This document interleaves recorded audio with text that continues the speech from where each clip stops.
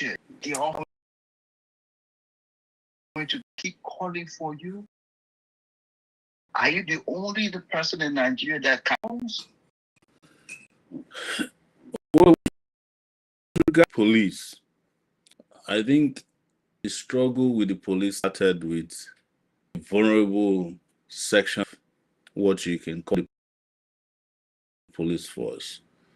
And two sections as the serving police officers within the rank and file who just take orders, and then they are the lowest rung of the force.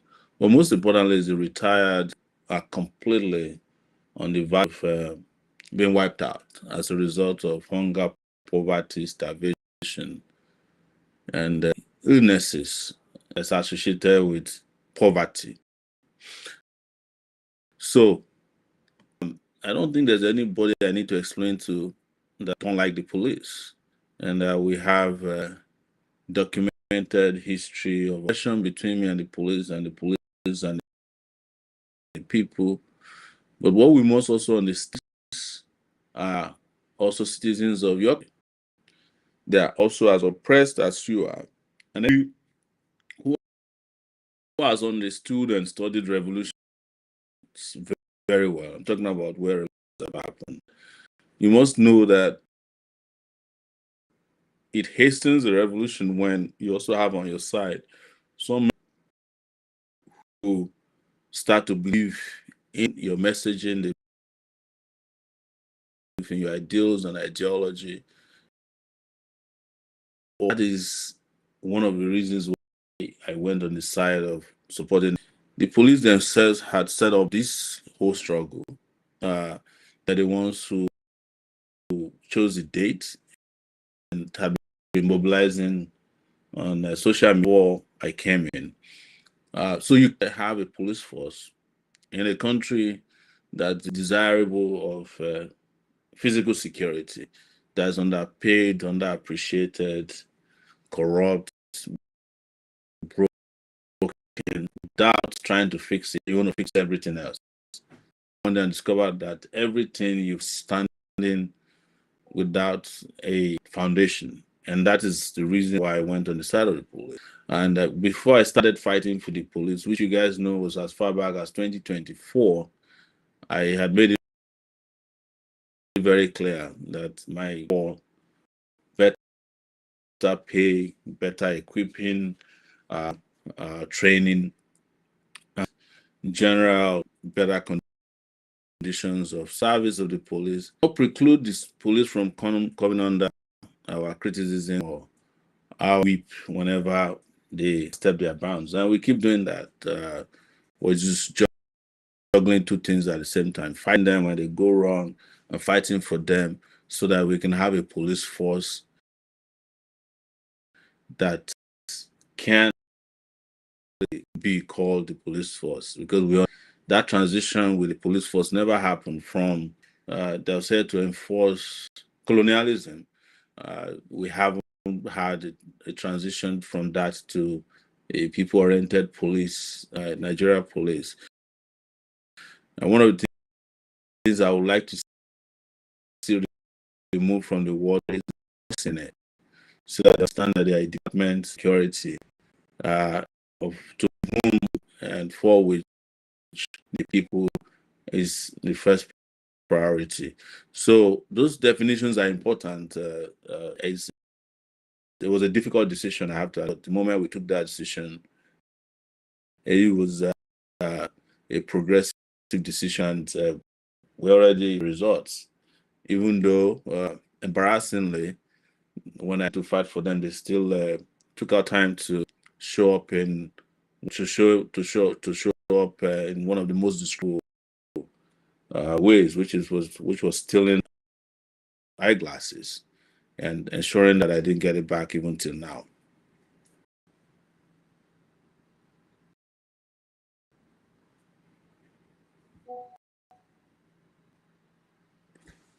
Thank you, Comrade President. You didn't address the case of the naval officers who are for your attention. You see, ultimately, the calls are good for one reason, is that it is telling the attention is shifting towards our messaging, that the people have been able to find accommodation in what we're ultimately that that by answering to everybody who wants us to come and help them, we're going to call on everybody to come out at once and address all these issues holistically as one single, because the issues are all the same, be it in the Navy, correctional service, army, in the police, everywhere you go, teachers, doctors, university authorities, all of them are in need of the same things: a place to work and the pay after work, and most importantly, some very good retirement benefits after they're done. And as you are aware, I wanted to add this in that when lecturers were fighting for I think the 2023 or thereabout, when lecturers were on strike, we supported them too. You could have looked at it and said, well, because they're selling handouts, which is the same thing police is doing with extortion, we should not support those university professors. We did support them until the issues were resolved, and now they are saying that they'll go back on strike. But it is our duty to say to everybody, look, you have all these issues. Why don't all of us come together? So the challenge is mobilize and keep mobilizing everybody to come together and have a one-time struggle that will demolish oppression, incompetence, mediocrity, whatever it is we are facing. We can all come together, and I've been sending back to everybody who wants me to intervene in their lives. Since the police intervention seems to have worked magic.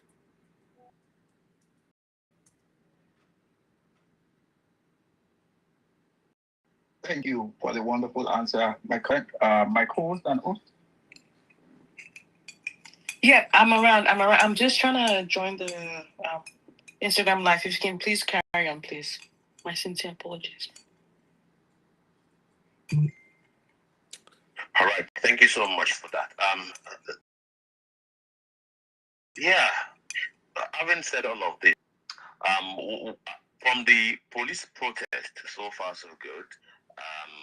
This is him, and despite the fact that you have already clarified beyond a reasonable doubt to any reasonable Nigerian, your motivation and your position on in standing with the strapped society that has been melted with injustice and all that. The question will now be, say, the Nigerian people, how they want to take action in a very simple matter, in a very simple way, to communicate this idea of mass resistance, this grand idea of mass resistance to them in ways that say they will understand. Because when you ask an average Nigerian, they go talk, say they don't understand, they don't understand, they don't understand. Or they will say, this thing will cause bloodshed, or that thing will cause. So there are legitimate concerns that Nigerians are expressing when it comes to mass that would lead to total, as responsible, for states, for the welfare issues, for all of the bad in our society. I don't know whether you have a thing or two to say with regards to that. It's everybody's job, and most importantly, it is the job of those who are oppressed to fight against oppression first and foremost. But our duty is to educate, to conscientize, and mobilize people to the barricades, and that is appointed duty. Nobody appointed me to go and be fighting for everybody. We have already stated to the society that we are the conscience of our society. So we'll never be part of the evil empire that is rocking the country, that's bringing hardship, weaponizing poverty, that is raping our resources, killing our brothers and sisters, and deliberately leaving our country in multidimensional poverty. We are the ones who said we want to do that. Who come behind us and they say to us, look, we want to let you know our problem and tell us what we could do. It's our duty to also lead, to be front and back of that struggle. I'll give you an example of what happened at headquarters. When we started out, the only of us went to the headquarters. The retirees were in front of the National Assembly, and the police commissioner in Lagos, Abuja, had already reached out to them. He went there, spoke to them, and said, "Look, if you follow Sowore, we'll arrest Sowore. Don't go near him." And the problem is that they've been going to the gate of the National Assembly forever. In fact, they've been almost 10 years. Every year, it's a ritual. So, police headquarters first had a small rally confrontation with the police there, and then walked all the way to the National Assembly, and then convinced them gradually. It was a difficult part of the struggle on that day. These retired officers go to where the problem is located, HQ, the force headquarters in Abuja. First, half of them joined us, and then eventually most of them joined us. Let me tell you, by the time we arrived at the headquarters of the police force, Louis Edet's house, it is called, in Abuja, we were the ones restraining the retired officers from bomb rushing the gates of. I had to hold hands with them. They wanted to break into the force headquarters because we had done the job of mobilizing them to the barricades and then wanted to take over. So that is hard to do. But we also cannot mobilize people, conscientize them, educate them. The education of the oppressed cannot be perpetual. It cannot be something you keep doing forever. There has to be a date where other steps are introduced into the calendar of our struggle for liberation. The conscientization cannot be perfect. The whole idea that we want a revolution cannot happen except we put boots on the ground. And this is how best I think we can keep doing it. But what is also most important is that, you see, the amount of conscientization we can do in sending out leaflets, doing social media, is great. But sometimes the action is more people than all of the work that you could do in a month before a struggle. And that's what I could say about even the police. It didn't become the police struggle anymore. It became a struggle for Nigerians who have been looking for an outlet to fight power. And power was fought. They fought power in a way that nobody has ever done in a long time. In fact, in the history of the struggle against the Nigerian police, or the struggle for workers, now I refer to, there was never a time that workers ever went to the gate, Nigeria police force, to have a showdown with this. That's why we describe this as historic.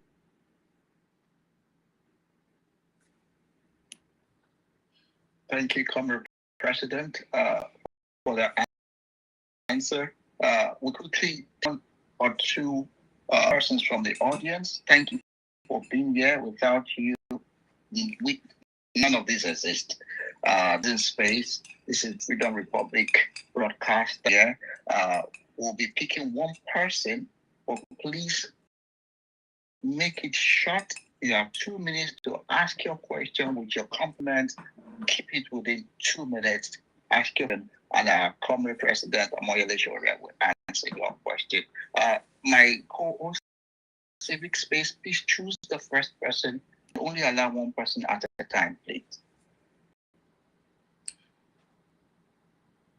All right. We are adding Mr. Emmanuel, I presume. Yes, Emmanuel Oba. Mr. Emmanuel, but before Mr. Emmanuel Oba goes, I'd like to ask a question, and that is, we have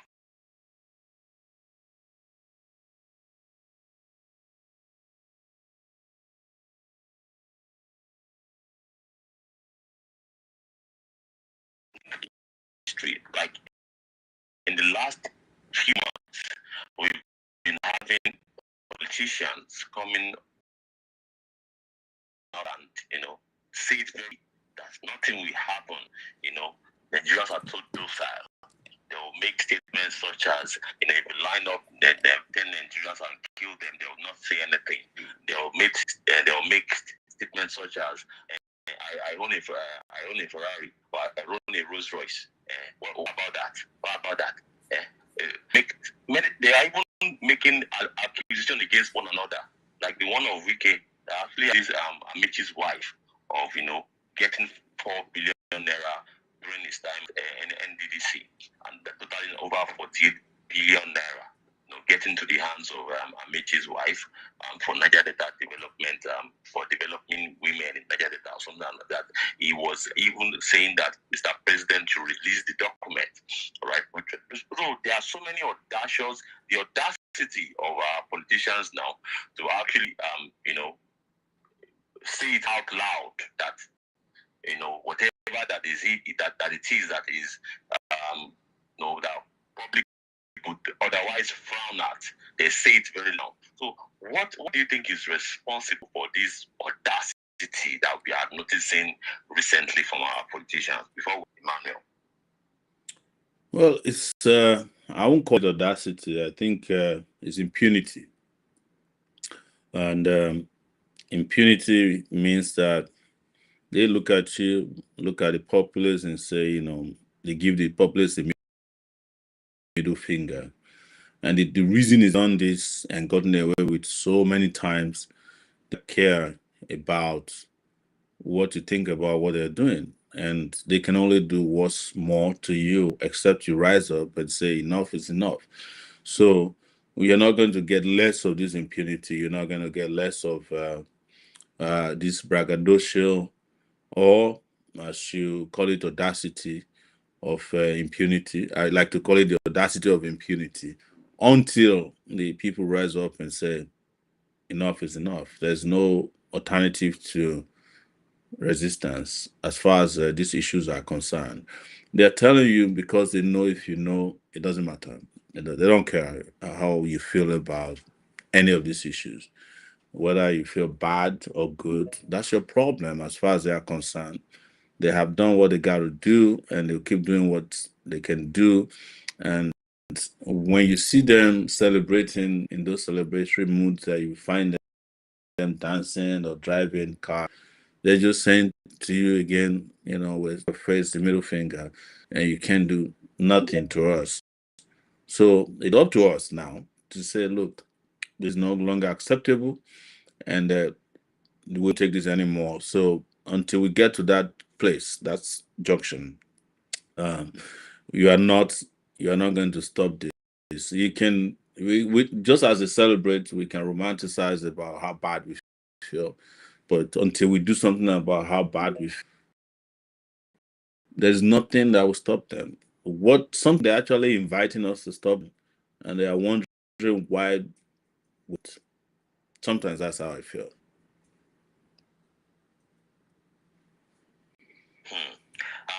Ladies and gentlemen, thank you so much.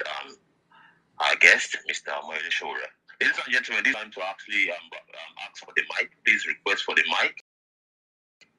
This is the time to engage Moyele Sowore and the few speakers that we have for now. I don't know if the host are seeing more people on the request section. Please add up many people as possible so that we can get it rolling from there. The few ones that I'm seeing from my own end, I have already brought them up. And we'll start from Roneri. Roneri, the mic is yours.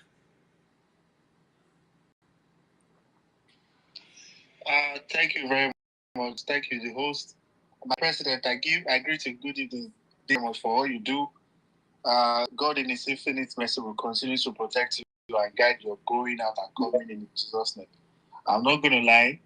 There's this thing you always tell to people that people who are your followers. Like, if you are worried about my safety, I think you are following. I think you are following the wrong person. And I've always trying my best to hold on to that. That is how much of love I have for you and my entire family, including my child. Every single time you are very hopeful. One day we will get to see you as the president. Have you as president of this country, because we are tired. I've been tired for the longest. So we are praying for you. So that's just what I want to say. God will continue to bless you. And thank you for the wonderful opportunity. To finally speak to you today.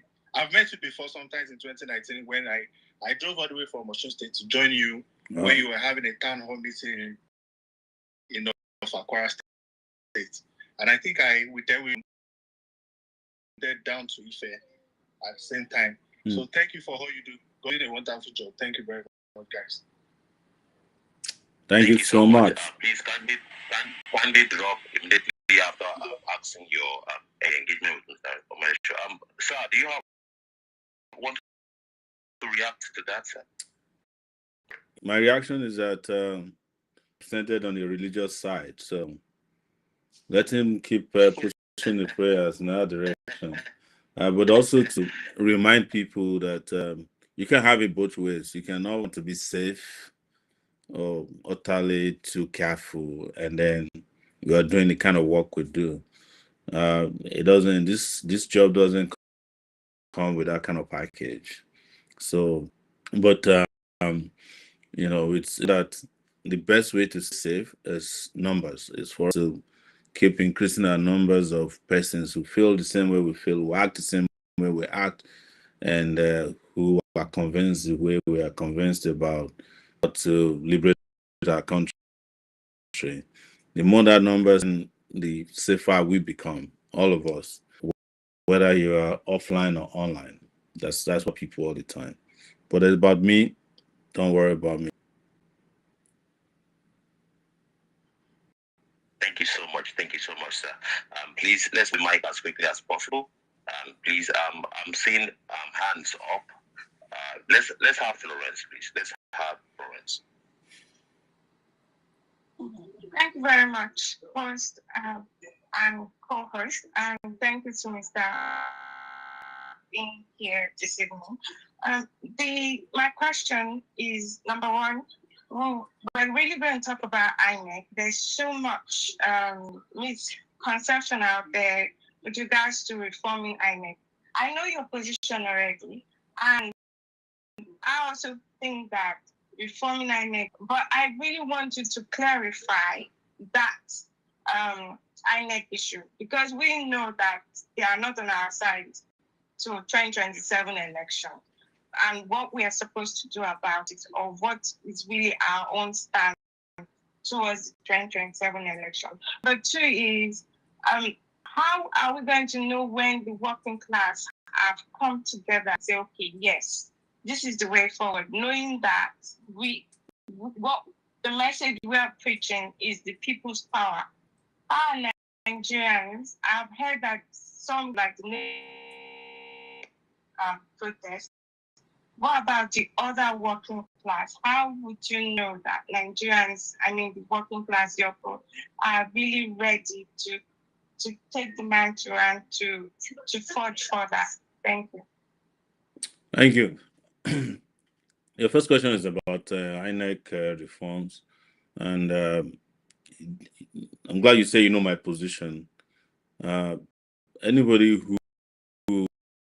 who has listened to my position on INEC long will understand what I've been saying about INEC. And one of them came to pass when the APC appointed a brand new chairman who was an INEC state commissioner. So you know the implication. A lot of people did not really get the implication of the new APC chairman being a former INEC commissioner.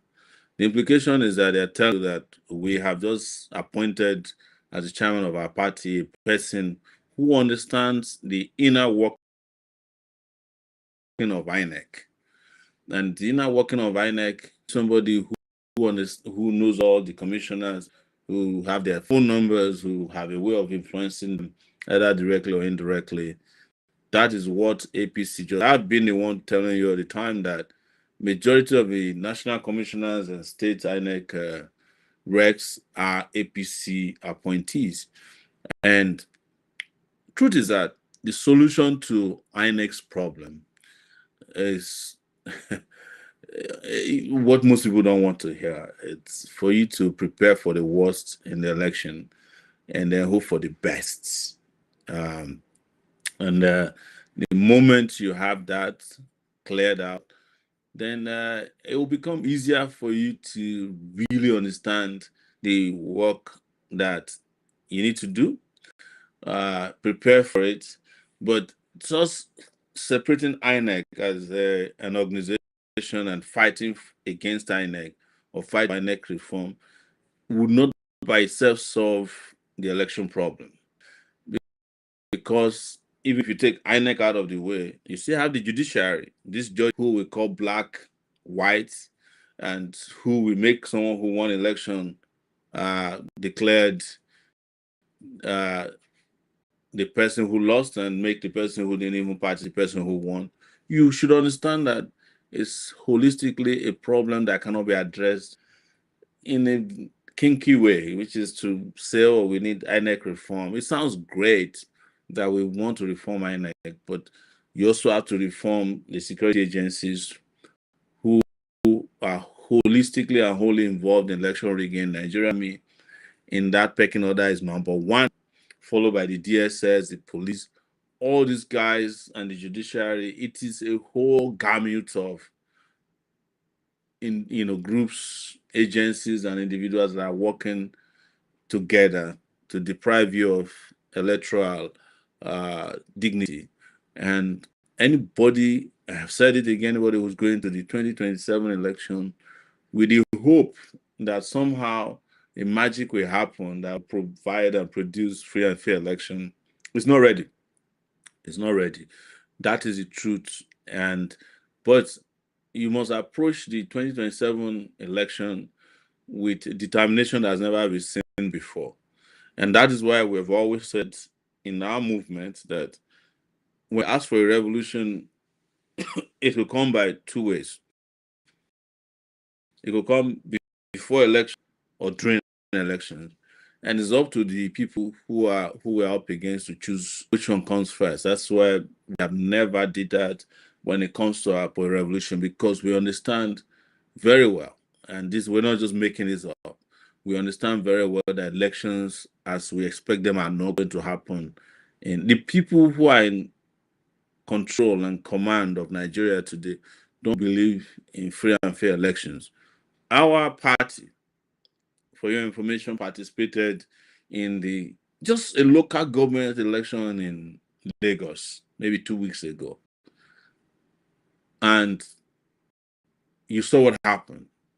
The people who did that government election in Lagos are the people who are going to run the election at the federal level. When you say that, you might say, oh, no, but they are different. No, that is, when they're just testing the waters. So they will use money. They will not allow you to campaign, because election is not just election day activity. It's not about transmitting results alone. When they don't allow you to campaign, you can enter certain places because of their dogs, their police, and the connivance and collaboration and conspiracies. If all these things are not cleared, nobody can have free and fair election. It's not possible. But going to this election, you have to be prepared before the election. Like I've always said, this is an election that you have to win before the election if you really, really are serious. So I think your second question I might have missed because I was just too engrossed in this. Can you just remind me of the second question, please, Chichi or Civis, please? Oh. Madam Flores has dropped, unfortunately. Okay. The mic moment. Engineer, please keep it short, please. Thank you so much. Okay, good Nigerians. Engineer Oje at Yokunyi Okon. Eternal appreciation, my comrade president. Well, corruption, I believe in my advocacy for death sentence for corrupt elected officials and the public office holders. You have made your own also choice and decisions about life sentence. Beautiful. You become president today. I'm much concerned about how corrupt public office holders and appointees, both elected also, flaunt these ill-gotten wealth, including their children, on the face of Nigeria, spitting it directly on the face of Nigeria, so ridiculing the entire Nigerian people in existence.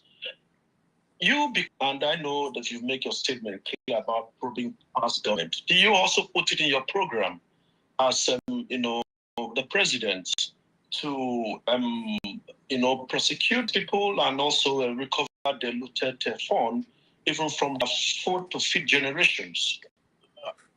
Thank you. Yes, I want to address the issue of death penalty. I've been against death penalty for a long time. And part of the reason why I don't believe in death penalty is also partially because of our judicial or the global judicial system. That if an error is made, for instance, and they try for an offense they didn't commit, they didn't commit, you cannot bring that life back. So, and generally, a life that we did not create, we should not be happy to take. That's it. And I also believe that some of the people who are now, stealing, when they get that punishment and they are stripped of the wealth or the ill-gotten wealth that they have robbed from the people, we can use those wealth to not only rehabilitate society, but to also allow them to see why they're still alive. That this is the wrong they did society. But when you kill them, they don't get to see that. So there's a whole lot of explanation for why I'm opposed to death penalty. But this conversation is not about death penalty today. It's about, for me, recovery of resources that has been stolen to any generation. As long as you have stolen money that's impoverished generations up to the fifth generation, whatever generation that your theft of public funds or public resources has impoverished, that we should make. And there's nothing wrong with that. There's nobody that I've met who is opposed to that. That if you do not deserve a mansion that you own, we can convert it to a university. Yeah. And already, some of these are being done now. Laws in Nigeria allowing for seizure of properties and resources that are known to be tainted with corruption. But we would do that more aggressively. But what I would do the most, which I have spoken about, is to deploy every means to ensure that these guys have no access to public funds the way we have it. Technology is one of the things I've spoken a lot about, particularly blockchain technology, which will enable our contracting system, our payment system to be transparent. I do not see any reason why the NNPC account or sale of oil, crude oil, or whatever we're selling, the account is not available to Nigerian people on even an hourly basis, so that the has given the corrupt elements in Nigeria the most amount of shield is the opaqueness that has been tolerated in the way we conduct business. So, wants to get a contract, we don't know who got the contract, because if you go to the CH, the contractors are never giving you, the names are not there.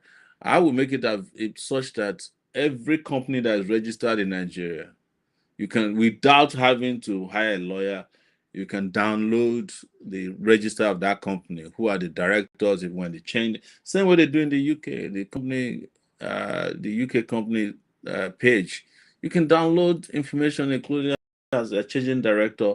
So there's nobody who in doubt as to who is the contractor handling any job, or which transactions are taken, or how much you are making on a daily basis from taxes, from all kinds of commercial activities that we're engaging in.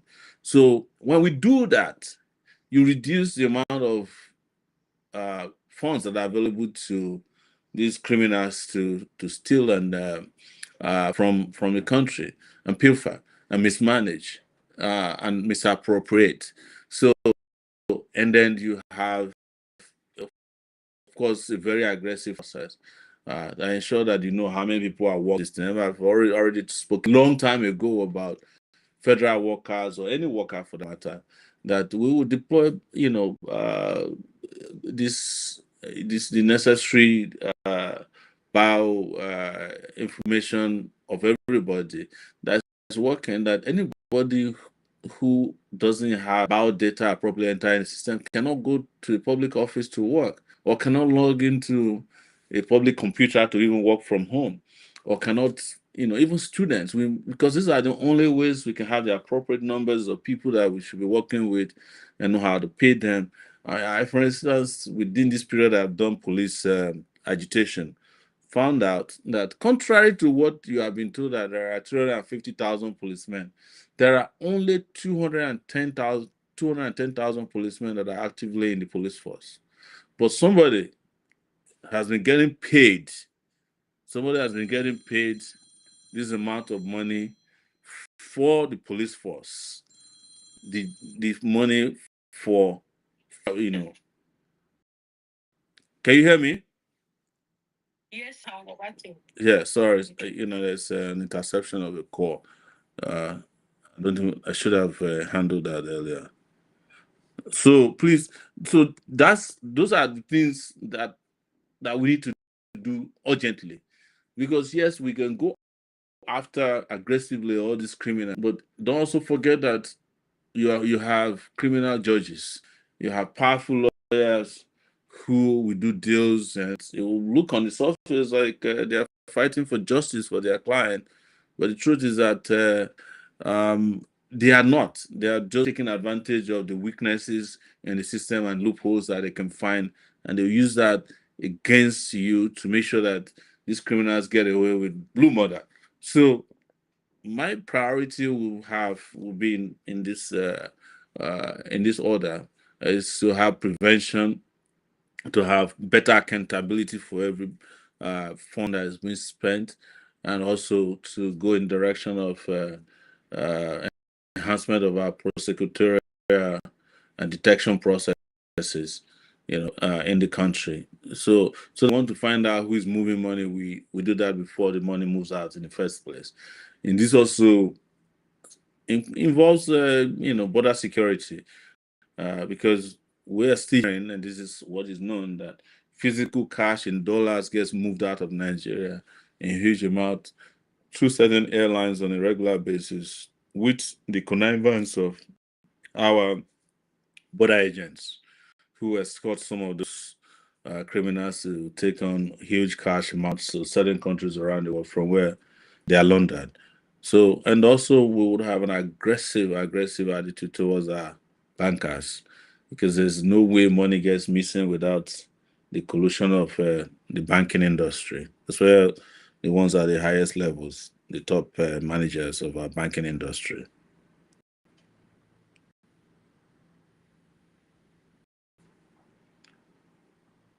Can you hear me? Yes. Okay. Are you done? Yes. I don't want to have. Okay. Thank you. All right. I would just like to repeat Florence's last question. Yes. So she said, "How do you arrive?" Excuse me, guys. Sorry. How do you arrive at the point where the working class will finally unite? I guess is not something that can be it's not based on extrapolation or prophecy. It's going to be something that we keep working upon until, because we must also understand that part of the problem with the banking, with the working class, is also the unions. So the labor unions leadership, labor union leadership are also bed with the oppressors. That's why, for instance, you can hardly get the NLC to protest over anything in a credible manner. Yes, they can start a protest, but before you start, every Nigerian knows how it's going to end. So it's to keep just sending the messages and education of persons.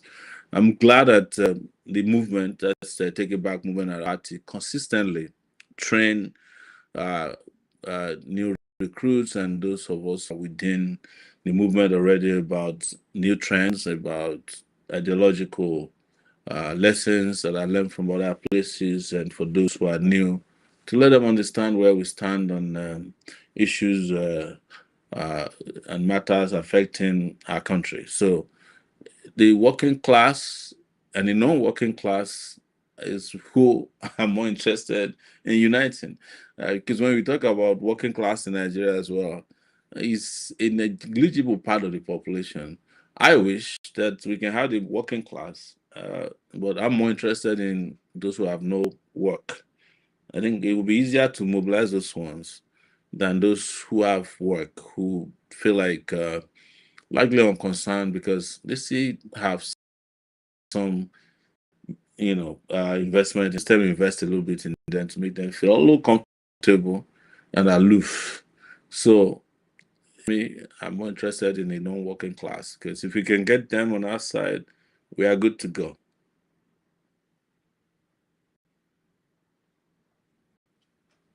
Thank you, Mr. Shore. All right, who is our next speaker? I can see Paul's hand up. Please, Paul. Yeah, let's have Paul there. Hi, good evening, former President. I would like to say thank you for creating this community for us. It has been very educational and everything you do for Nigerians. So to my question, nowadays, basically Nigerian politics is rooted in tribalism. Basically, we really seem to get out of that tribal that we're talking about, right? So how do you want to know how you navigate around this, and what we can also do, to create this sanity back, because it feels like there's this insanity based on your tribe in Nigeria and how it affects politics in every sector. So how do you navigate this? That's my first question. And my second question is your views on regionalism, particularly the Niger Delta.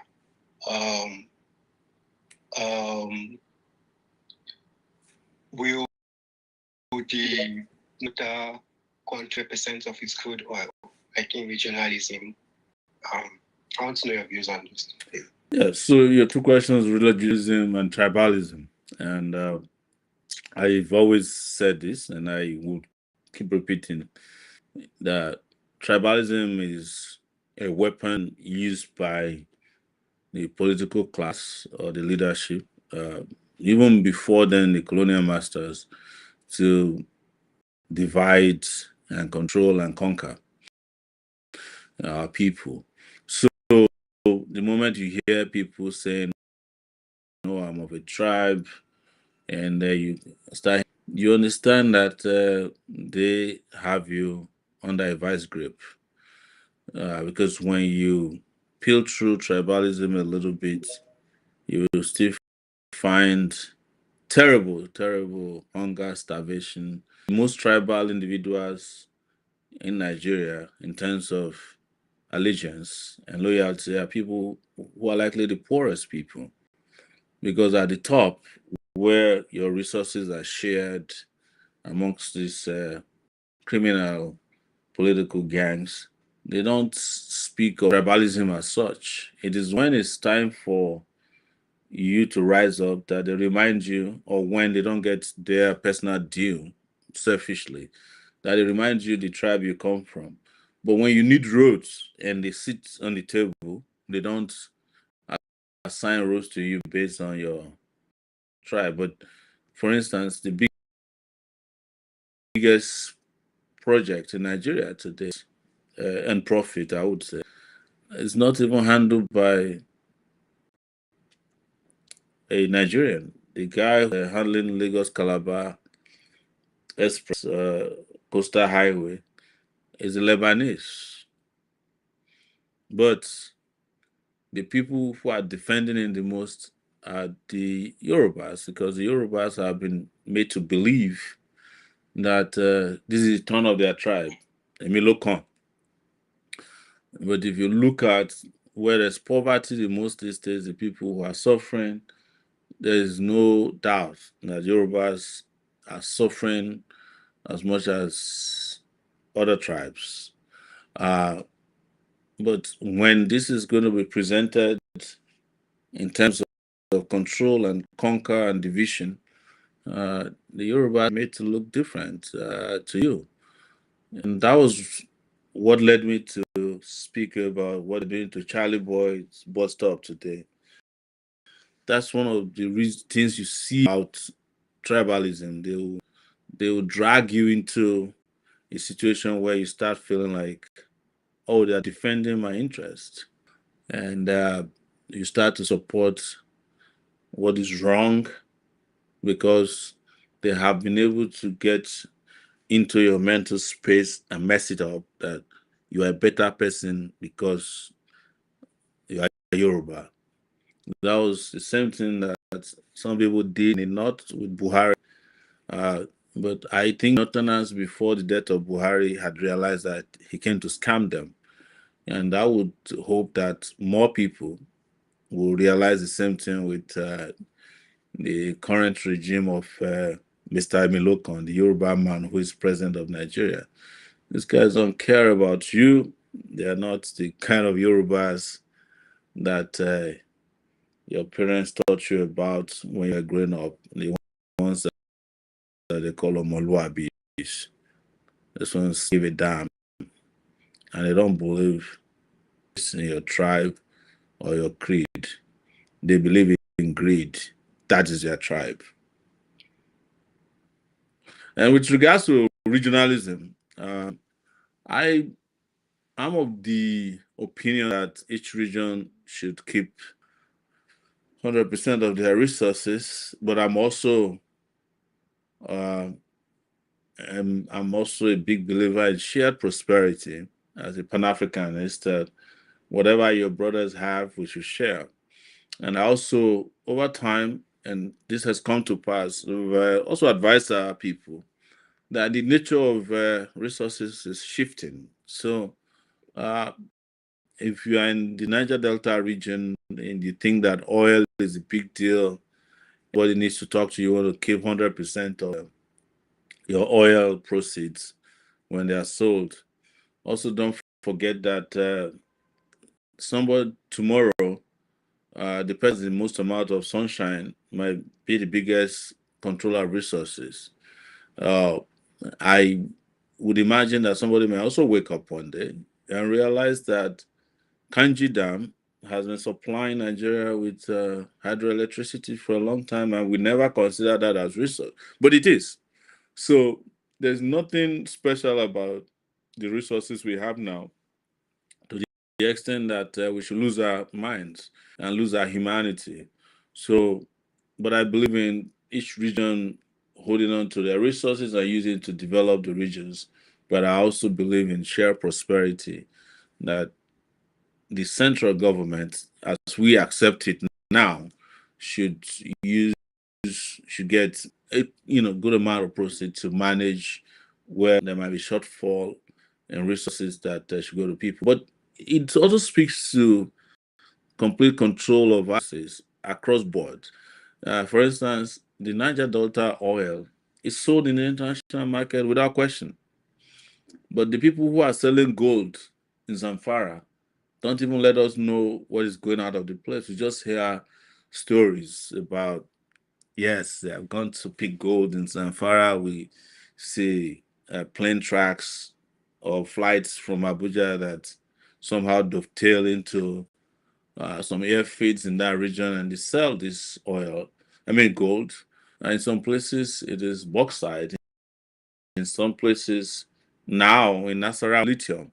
So until we have transparency about what resources we have and where they are located, which is something great leadership and transparent leadership can do. It is that we can understand the importance of regional control of resources. But overall, regardless of how much you control your resources in your region, you still need good leaders who can control resources. Interestingly, I'm from the Niger Delta region, and since we started talking about resource control, we've only created more criminals and more gangs and more cabals who are more interested in looting and stealing, and in most cases, even assisting the people they claim are enemies to take away the resources because all they're interested is in their personal interest. So, regardless of what the regions are controlling, whether it's 100%, if you keep them with your thieves, it won't matter. The resources are not controlled by you; it is controlled by someone else, and that's that we should not forget in a hurry. Thank you. So, sure.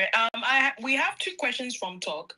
So, the first question is, what are the plans of grassroots mobilization? And number two, how do you disconnect our relationship with the milking colonial masters? I will take more speakers, if that's okay with you, comrade. Sure, and then you can answer. That gives you time to rest a bit, if that's okay. Yes. Okay. Regards to your colonial masters or our colonial masters, they're not mine. I think it's a function of the puppets that they keep in our space. As long as these puppets are in place, there's no disengaging from the colonial masters. The colonial masters left not voluntarily but involuntarily because they were under a lot of pressure. So if you want to disconnect from them, you have to have people who understand how the world works and who are tied to these colonial masters and their agencies and their corporations, multinational corporations. As long as you have those persons who can exercise control over their people, their resources, and just have multilateral cooperations, but not collusion, then you're good to go. So that's the part about these colonial masters and Africa. You saw what happened in Washington D.C. Donald Trump just flew some leaders in Africa to fly in, and as usual, they were treating them like kindergartens. He asked the leader of Liberia where he learned English, even though Liberians were speaking English before he got to he was born, and that's how it is. Is leaders who have no mandate, um, who have no legitimacy, are easy to control in that way, and that is why we must fix our system first and foremost. Fix our continent with strong leaders who understand that they are here to make Africa great and proud. Before we, engaging ourselves in the conversation about how to break completely up. I mean, the truth is that we are not going to live in isolation. It's not going to happen that we will be isolated from the world. No, but we would, of course, with great leaders, have respectable relationship with other nations of the world. We saw with Lula and the position of the U.S. trade with Brazil, how Lula came out strong and said, "Look, there are things we accept and there are things we will never accept." But you can't hear that from Nigerian leaders. You can barely hear that from Africa, not even South Africa. Look at the disgraceful outing of the South African president here in the White House, even though some people said he was good diplomatically, but I don't believe that. He was a shame as far as I'm concerned. So I hope I didn't make questions. I just been informed. Yeah, you did miss one. Yeah, what's that? sorry, you wanted to make No, a it's submission. somebody was just informing me that we might experience some low patronage because there's a soccer game going on. You know how people, Oh, yeah, you know how people on yes. soccer are I 5 and 6. understand. So I'm just saying, yeah. But we keep going. Okay. Situation with Sheon Kuti. Um, no response yet, sir. No response. Maybe we have to investigate whether he's watching soccer as well. Yes, we will. Okay, so the other TikTok question was, what are the plans for grassroots? Okay, so this is conversation we've had a lot because it seems like it's a question that just keep coming up because there's this grassroots is, I think in the mind of a lot of people, grassroots is still that market woman and the open stores in the markets. Are you getting my point? And as a result, when you say grassroots, people think of grassroots from the view of, oh, how many people do you have in the market? Who is representing you in those places where, in the beer parlor, in the market, in the rural areas? And my answer is that whereas those are great places to mobilize, I also believe, and I'm convinced about that grassroots is also moved in different areas, and the number of people who are stuck in market stalls have reduced immensely due to technology.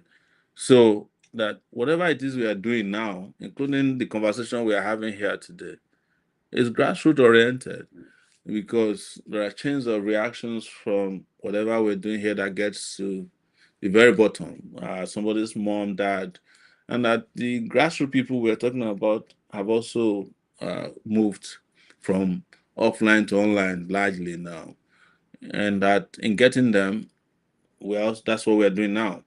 Uh, but that doesn't mean that we should completely abandon reaching out to areas where there might be low internet penetration, or people may still uh, be available in a way that word of mouth is the best way to mobilize them. And we're also doing that. We saw our people in Lagos during this last Lagos election actually do grassroots campaigning, which is knocking on doors, going from house to house, entering churches, mosques, and doing street carnivals to reach out to the grassroots. But again, the feedback from that is that so many of the people they were talking to had already also heard about us online. So it's I think it's a mixture of both sides of the methodology that we must keep pushing on offline and keep pushing online because the grassroots is present on both sides now. Thank you, and I have to agree. It's happening on all levels. It's happening on all levels. Okay, I will take a few more speakers and then we'll get Mr. Shoy to answer. So, okay, the other question is, any plans to join in a federation with our West African brother like Traore? And then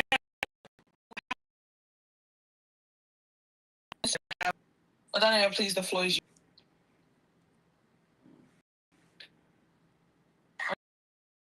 yours.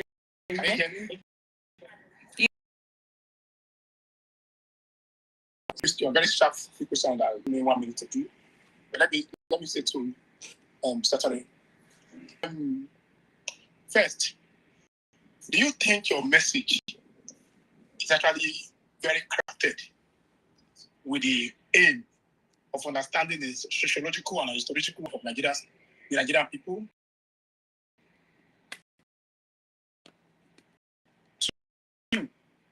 Do you understand Nigerians very well as a person? Do you think you understand Nigerians?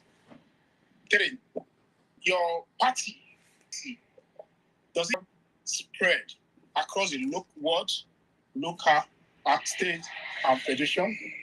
that you can talk about, that I can easily go to the website and I find everything in the world, in the local and in the state and the federal system.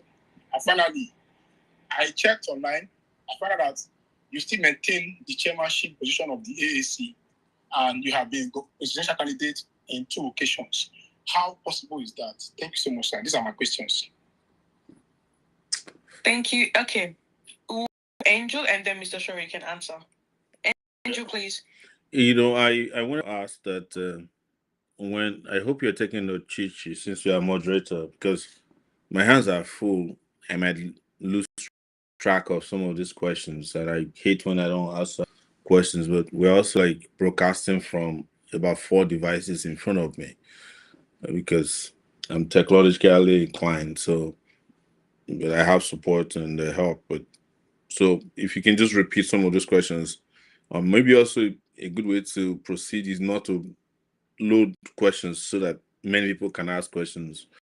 Maybe 1 question per person, so that we can reach as many people as possible and answer as many questions as possible. Yeah. Sure thing. Okay, I'll repeat my question. Yeah. So this is from TikTok. Someone asked, any plans to join in a federation with our Western African brothers, like Traore? Okay. Odanayo, would you? Okay. Do you want to answer mine first, and then we'll have Odanayo ask questions? Yeah. So when it comes to Traore and these militaries who have taken over our government in the Sahel region, my position has always been one that I do not believe in military rulers, and you can accuse me of bias because I have seen enough of all these military saviors on the continent of Africa. In fact, there were too many of them around the 70s and 80s, and we know how it ended, including the ones. The only ones that were good were the dead ones. But if you look at, Idi Amin, Bokassa, even Jerry Rawlings, who I met before he died, and the story is not always the best. The second aspect of it, which has become self-evident, is that yes, we're all opposed to puppets from the US and Europe and the United Kingdom, but I also do not support puppets from Russia. So I'm more interested in African leaders who are completely independent of the string, this Western and Eastern and Western parts of the world, because we saw them during the third aspect of it is, by now I think we've all realized the amount of propaganda that the Traore thing was about, and I don't even see them a lot these days because fact checkers have been able to prove of the news that was about Traore's, so to speak,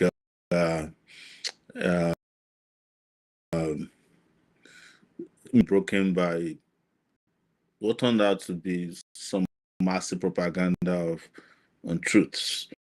So it was the same thing I said about the president of where Russian about Senegalese president, the young president said, well, why don't you wait until a few years before you start canonizing guys? So I'm going to remain cautious, but I want to make it clear that I do not believe in the rulers because they always come on a messianic messaging and they always end up as disasters as far as this African continent is concerned. And I experienced quite a few military generals in Nigeria. I don't want to live through that era again in my lifetime. So that is as far as Traore is concerned. Thank you, Mr. Shore. Just a quick update, guys. Fela Kuti.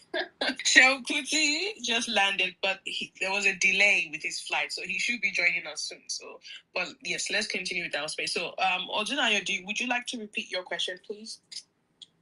Let's make it at least 2. Mr. Odunayo, are you there? Yeah, I can help him to.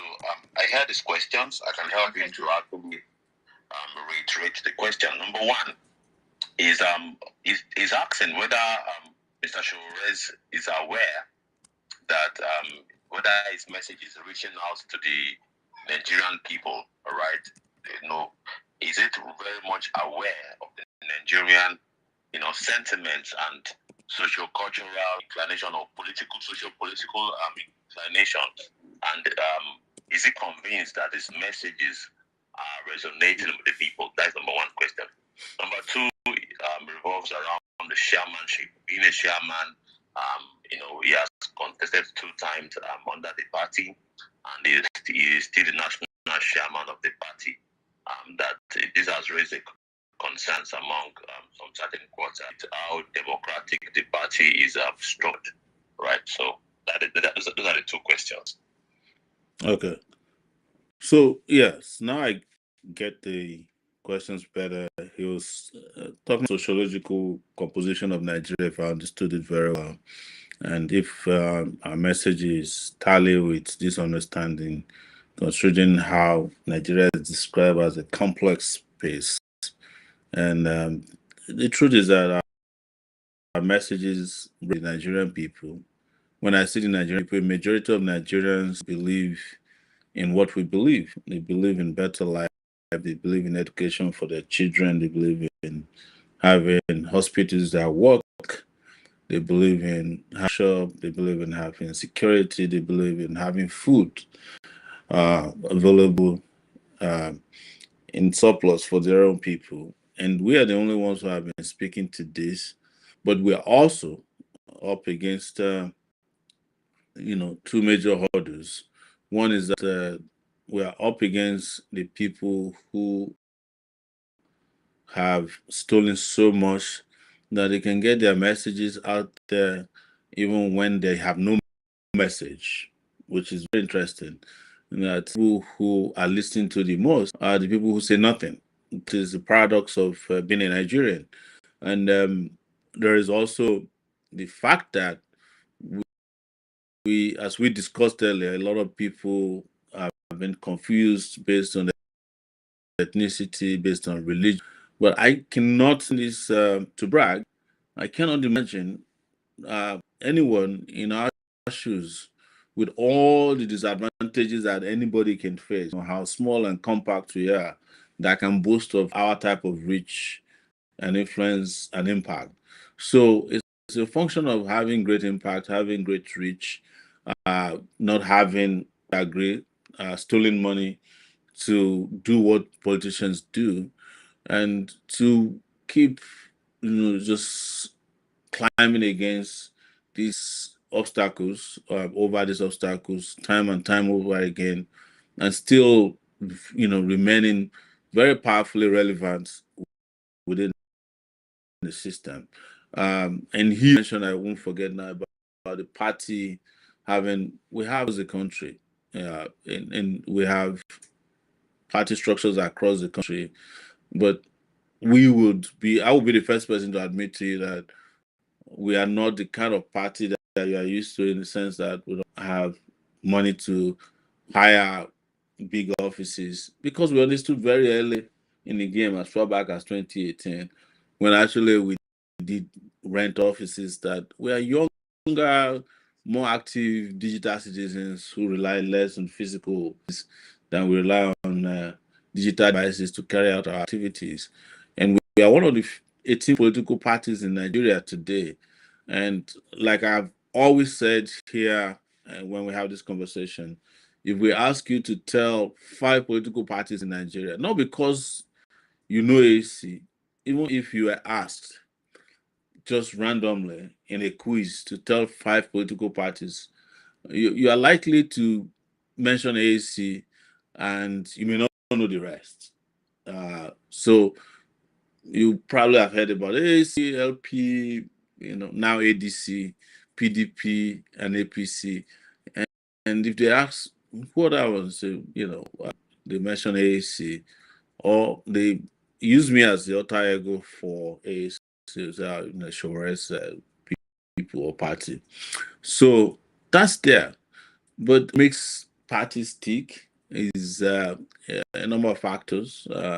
Is the commitment of these ideological individuals and netizens and digital citizens that we've been working with, who've been doing a fantastic job ensuring that the messaging keeps going as far as to the end of the country and the end of the world through the diaspora.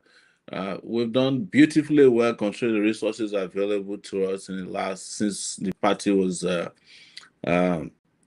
founded in 2018.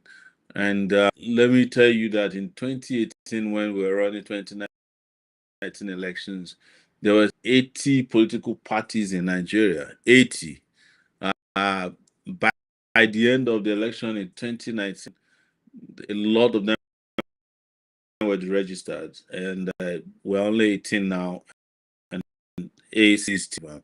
So regarding leadership, which so many of you have spoken about, and I have to respond. Let me correct them. I've not been the only chairman of the party. The other chairman of the party was an anomaly introducing the party.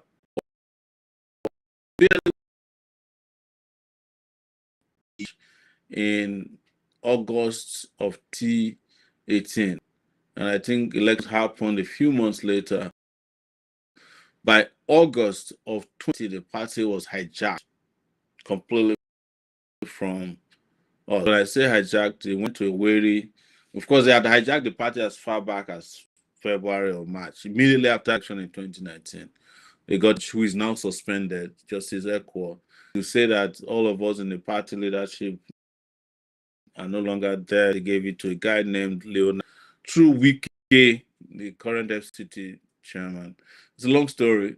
So the party was taken over from us through these legal maneuverings and corruption until 2022, when we got a judgment from the Court of Appeal in Abuja, because we challenged the takeover of the party. So when it was over, a letter approaching, we reached out to INEC and said, since the party was not with us since 2019 up to 2022, and the judge of the Court of Appeal had taken a decision that those years were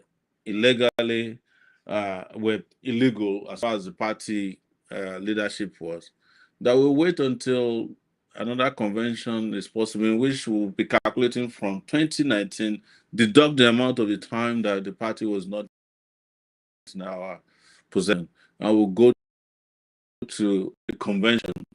And INEC tactically agreed with. So we haven't had a convention when we first established. We had a convention in Lagos, and we're planning another change leadership without a convention. We're planning a convention soon, and the party internal democracy is strong, but decisions, party leadership is taken by the party members, not me. So, but what happened in this case was that I was the pioneer chairman of the party, having established the party in 2018 alongside our friends, colleagues, and comrades, and no convention has happened because the party was hijacked in 2019 up until 2022.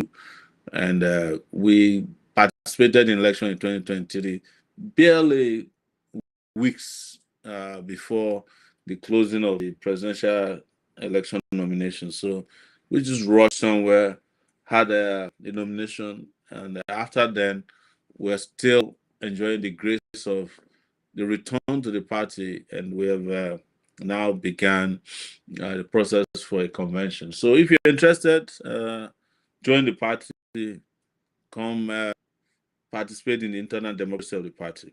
But be guaranteed that AC is a party of the future.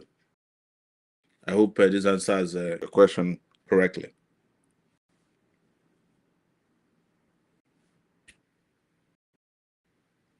So thank you. Alrighty.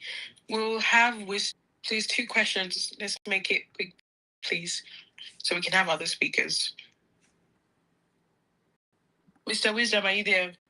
Ndukwe Wisdom. Okay, we'll move to person. Talk your own. Are you there? I'm here. Okay. Welcome, comrade. Yeah. Good evening. I just have a simple question to ask, just a few questions. My question is this: how would you treat a matter of self-determination? Assuming you become president of Nigeria and you give us a referendum, United Nations supervised referendum, and happen to emerge successful, like the Igbo people that live in Nigeria, happens to emerge successfully. How would you treat the whole issue if finally we vote, for leaving Nigeria and it's successful? Now the second question is this: if you if finally you get the number of votes, the number of votes you need from Nigerians, and the system wants to rig it again, how are we going to reclaim the mandates from them? That's just the 2 questions I have. Yes, thanks for sticking the 2-question decision with fair. Self-determination I will treat first by asking Nigerians. The first referendum I will ask of Nigerians is to allow us to set up a new constitution. And they did this in South Africa after apartheid. They set up a new constitution. The constituents are still in place. They drafted a new constitution, and the constitution will be made to pass through a referendum. That's the first referendum I would encourage. And in that constitution, the country as composed will decide what goes in the constitution. So if the constitution has a clause, which I will encourage, for a vote for self-determination, and you vote that you want to leave Nigeria, so be it. I know that nobody keep anybody in Nigeria for too long if Nigeria continues to not treat its citizens the way they should be treated. So, but I also know that I happen to be close to a lot of self-determination groups, and majority of them actually prefer to be in Nigeria, but they have given conditions under which they want to be here with us in Nigeria, and that is that Nigeria will be fair, just, and egalitarian society. That if Nigeria continues to treat them as a piece of trash, they don't want to stay here. And I don't know anybody who wants to continue to live in Nigeria that treats people with treat people like Nigeria treats its citizens now. It is the reason why you've heard this from me several times, that is not just a place where people who are asking for self-determination want to live. A lot of people who are in Nigeria have mentally seceded from Nigeria. And it is not only IPOB or the Yoruba Nation or Niger Delta regional agitators. A lot of people have left already, and the ones that cannot leave physically have left this country mentally. So until we restore Nigeria to the path of glory, progress, and prosperity, you are not going to be able to deal with people wanting just by asking soldiers to force them to be one. I know this is very controversial, and that shows because I understand Nigeria very well. A lot of our brothers in the northern parts don't like to hear self-determination. They don't want Nigeria to break. But I have always said it that the Nigeria don't want to break will eventually break you, and that it's already happening even to the north. So we have to have a sincere conversation about how we govern ourselves and how we move forward. And until that happens, nobody can force anybody to be anywhere. You can only for a while. If the next stage of Nigeria's and the Nigerian country is not even going to wait for referendum, people are all going to break away gradually, and one day we'll find out that we are no longer one nation. I give an example of the Southeast. It's very rare, to find any state in the Southeast where there's a Nigerian these days, where you can wake up in the morning and go to school and sing the national anthem. Not in the East. The East is almost gone. So while we are here still discussing when it will happen, I'm afraid it has happened. It's almost done. And I know nobody wants to hear this, but I know what's going on in the country because I have my ears to the ground, and I also traveled once in Enugu recently. And Enugu is even not a place that you can use as an example because Enugu is still the part of the East that's probably only left where you can go to. If you go to places like Anambra, to places like Imo, Abia, we all know the stories from those places. So, but the moment justice is restored, will also be restored. Unity will be restored. Love will be restored, and camaraderie will be restored. But this forced unity can't last too long. I can tell you that.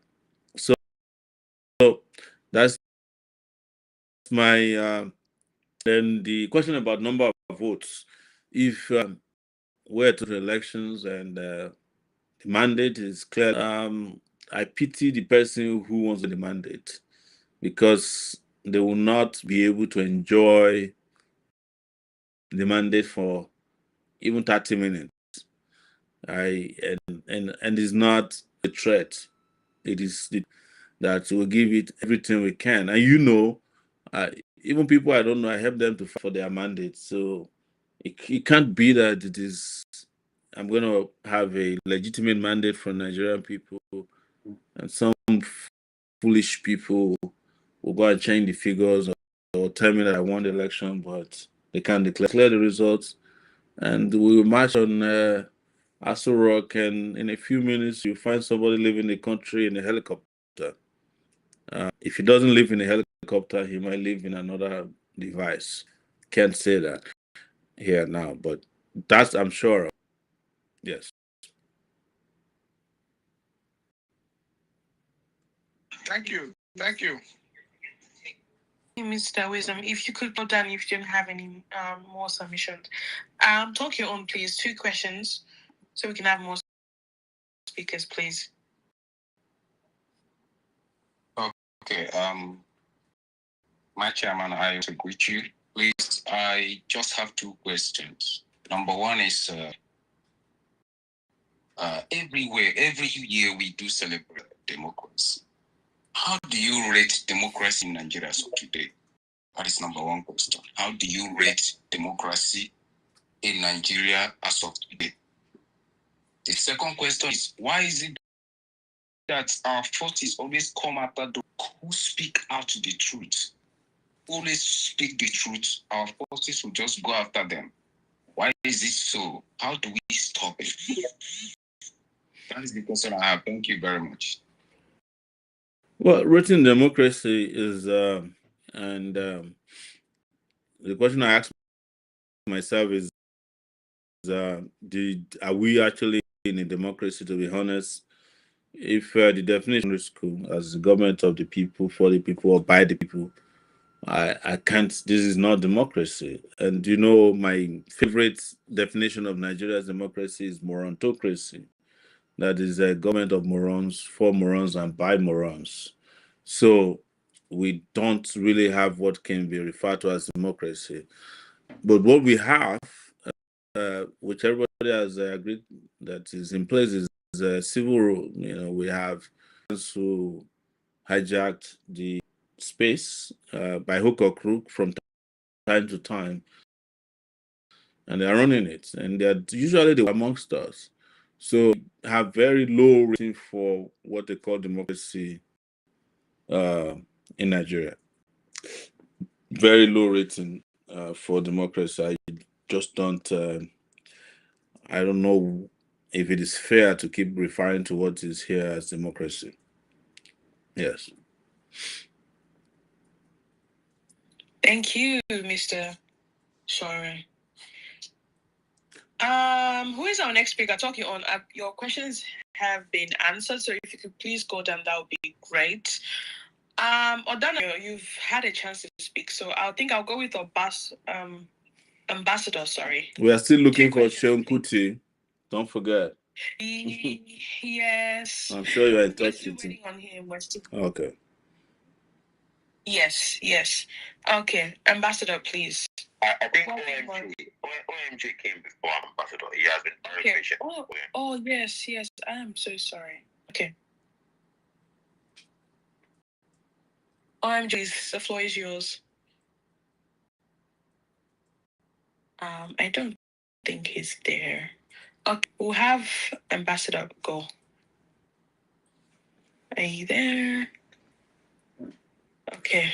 Yeah. Adekule, are you there? Okay, we have Mo. Hi, Mo. Welcome. Hi, good morning. Thank you for having me here. Good morning, Mr. Sorry. I just have one question to ask. Mm. How do you intend to corruption? Let me be a little bit more specific. As somebody that has been brutalized by the Nigerian police, somebody that has witnessed corruption several times in Nigeria, in politics, even the institutions that are set up to fight corruption are also themselves very corrupt. So what's your plan? How do you think you can get people to obey the law and lead zebra crossing? People don't obey zebra crossing. People don't obey traffic lights, traffic signs. These little things.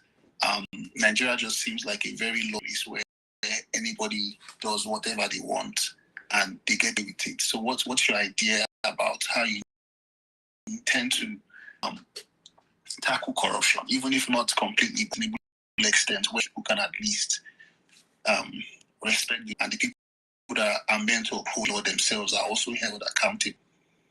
Thank you. By the way, Chichi, I want to answer the second question briefly about the last question, because the guy asked about why people who speak the truth are always under attack, and sometimes it's something that we all know that is conventional wisdom, almost historical. It's like something that had existed since mankind existed, that whenever you are saying the truth, you come under attack. So it's nothing new that in a country where people prefer lies to truth, people who speak truth are in danger, because there's just like a reason in the country, and people who benefit from lies would never watch people speak truth thrive. That's conventional wisdom. My brother was asking about corruption, and I think what you're trying to talk about is, general indiscipline in the country. In a country where you have terrible policing, terrible and people who do not serve as an example to others. A system where people who are above the law mostly and the rest are beneath the law, where there's no equality and there's no equity. There's no way you're going to have a country like that and have people who adhere to simple things. So this kind of corruption that you are talking about, I will just give an example, and is the same Nigerians. I always talk about this, who are here, who don't respect traffic rules, who want to game the system here whenever they have a chance. Whenever they go to places where things work, for good and for real, why is it that they adhere quickly? Why is it that an average Nigerian who will not wait for a traffic sign here will go to the US and do so? Because there are consequences. And in all those places, yes, some people might be above the law, but the majority of them do not get away with institutional infractions. A policeman will arrest anybody uh, for getting involved in crime, even if he's a commissioner of police and is on his way home. The policeman that he close with him, if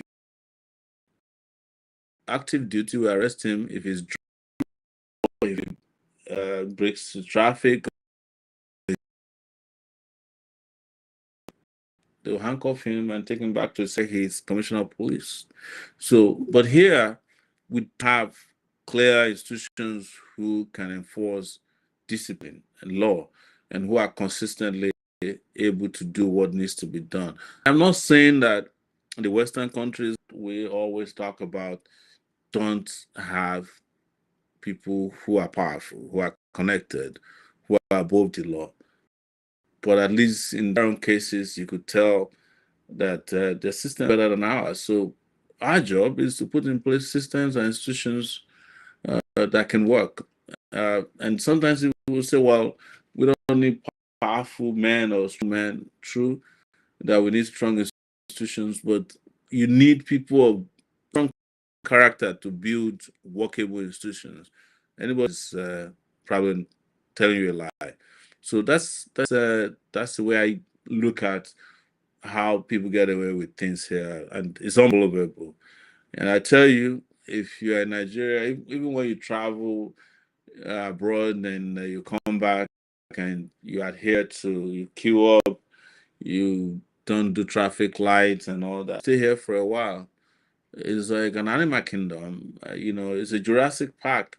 If you're not very conscious, you start getting involved in those things yourself.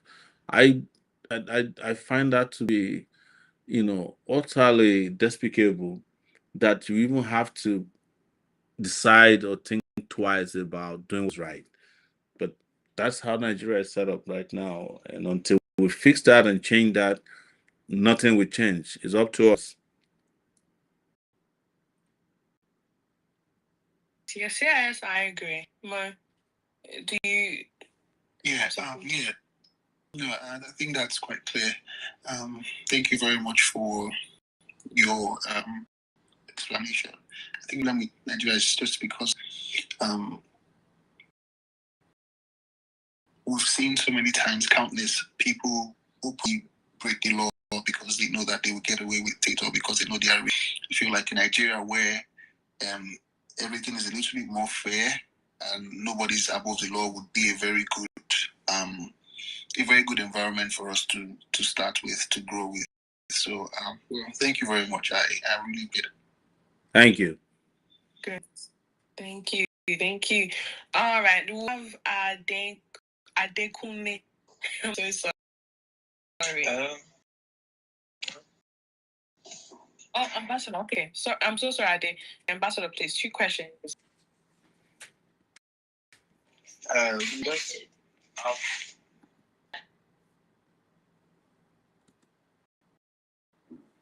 Ambassador, are you there? Okay, I don't think. Okay, I think Una just went down. Okay. Tokyo On has spoken, right? If you've spoken, please can you go down to the listener, please, so we can have other speakers up. Okay, Tokyo On has spoken. If you have spoken, please go down. Mo, please, if you can go down as well, if you're done, please. Thank you, guys. Sorry, please. I was having network issues there, so that's why I strict that time. That's okay. My All right. My question for His Excellency Mr. Olusegun is that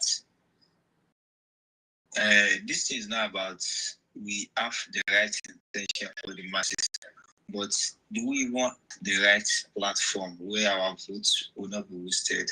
We continue like this and we keep voting, we continue to vote every 4 years, and our votes continue wasting. So my question is that do we even have the right platform where our votes will not be wasted? And the second question is that if he has anything to share with us, now any advice to share for the youth and the revolutionary movement, what advice be? So that's the 2 questions I have for him. Thank you.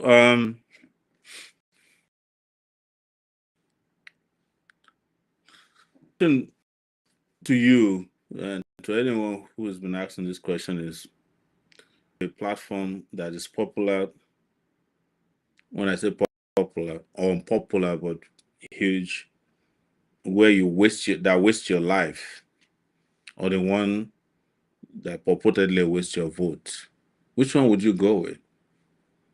You and I know the answer. Platforms don't grow wings on their own. They don't become big until people make them big. But what's important about this platform is that we've kept it clean, we've kept it strong, we have kept it compact, and it has been made to be the platform that people look up to on a daily basis. I have spoken intensively about it that I'd rather have a platform that's untainted than to big platform that is here to ruin lives. Otherwise, I would just quit politics. I mean, partisan politics altogether. So that's been my position. If we want the platform to be great, we're going to make it big. It's not a person's job. It's not I can't on my own just turn this platform, but we all, if we do what we need to do, we can turn this platform to become the biggest, not only in Nigeria, but the continent of Africa. There's nothing about the platforms that waste life. Nothing about them. They don't even have members. They only have transactional people, politicians and gerrymanders and carpetbaggers and people with low morality. There's nothing to be referring to them as a big platform because there's nothing big about big for nothing. So the question is how are we all collectively committed to making sure that our platform, that's a challenge that morphs into your second question about the youth. It's the youth in Nigeria, or the youth of Nigeria must have not a secondary ambition, but a primary ambition to make things work. Somebody was making fun of Babangida's son. I saw it somewhere on Twitter. He said his Babangida's son, who was given a job last week as the chairman of the Bank of Agriculture by Tinubu, he said, you are becoming the chairman of a bank, at the age of a former head at the age of 52. So, but what is the ambition of young people in Nigeria? A lot of them want to become special assistants, special advisors to people who don't listen to advice, people who do not want your assistance. They just want to pay you off so that you're not disturbing them. A lot of them are actually on a daily basis empowered or empowering themselves to work against their own interests, including going out there to do the unthinkable, writing that we can never be, attacking every proof idea on Twitter. They went into WhatsApp groups and said, we are going to twist this matter that is in interest of Nigerian people upside down. We get people who are fighting for the Nigerian people. And I think part of the reactions you're getting now, a reaction that was prepared in those places. So, unknown to you, you are also falling for what has been designed to make you feel inferior, feel powerless, feel helpless. That is what they have so much pounded you with the idea that, oh, platforms are the biggest, nobody can. But we're here doing so. We keep defeating this. It's just that maybe we need to take ourselves more serious, and we need to all bond together.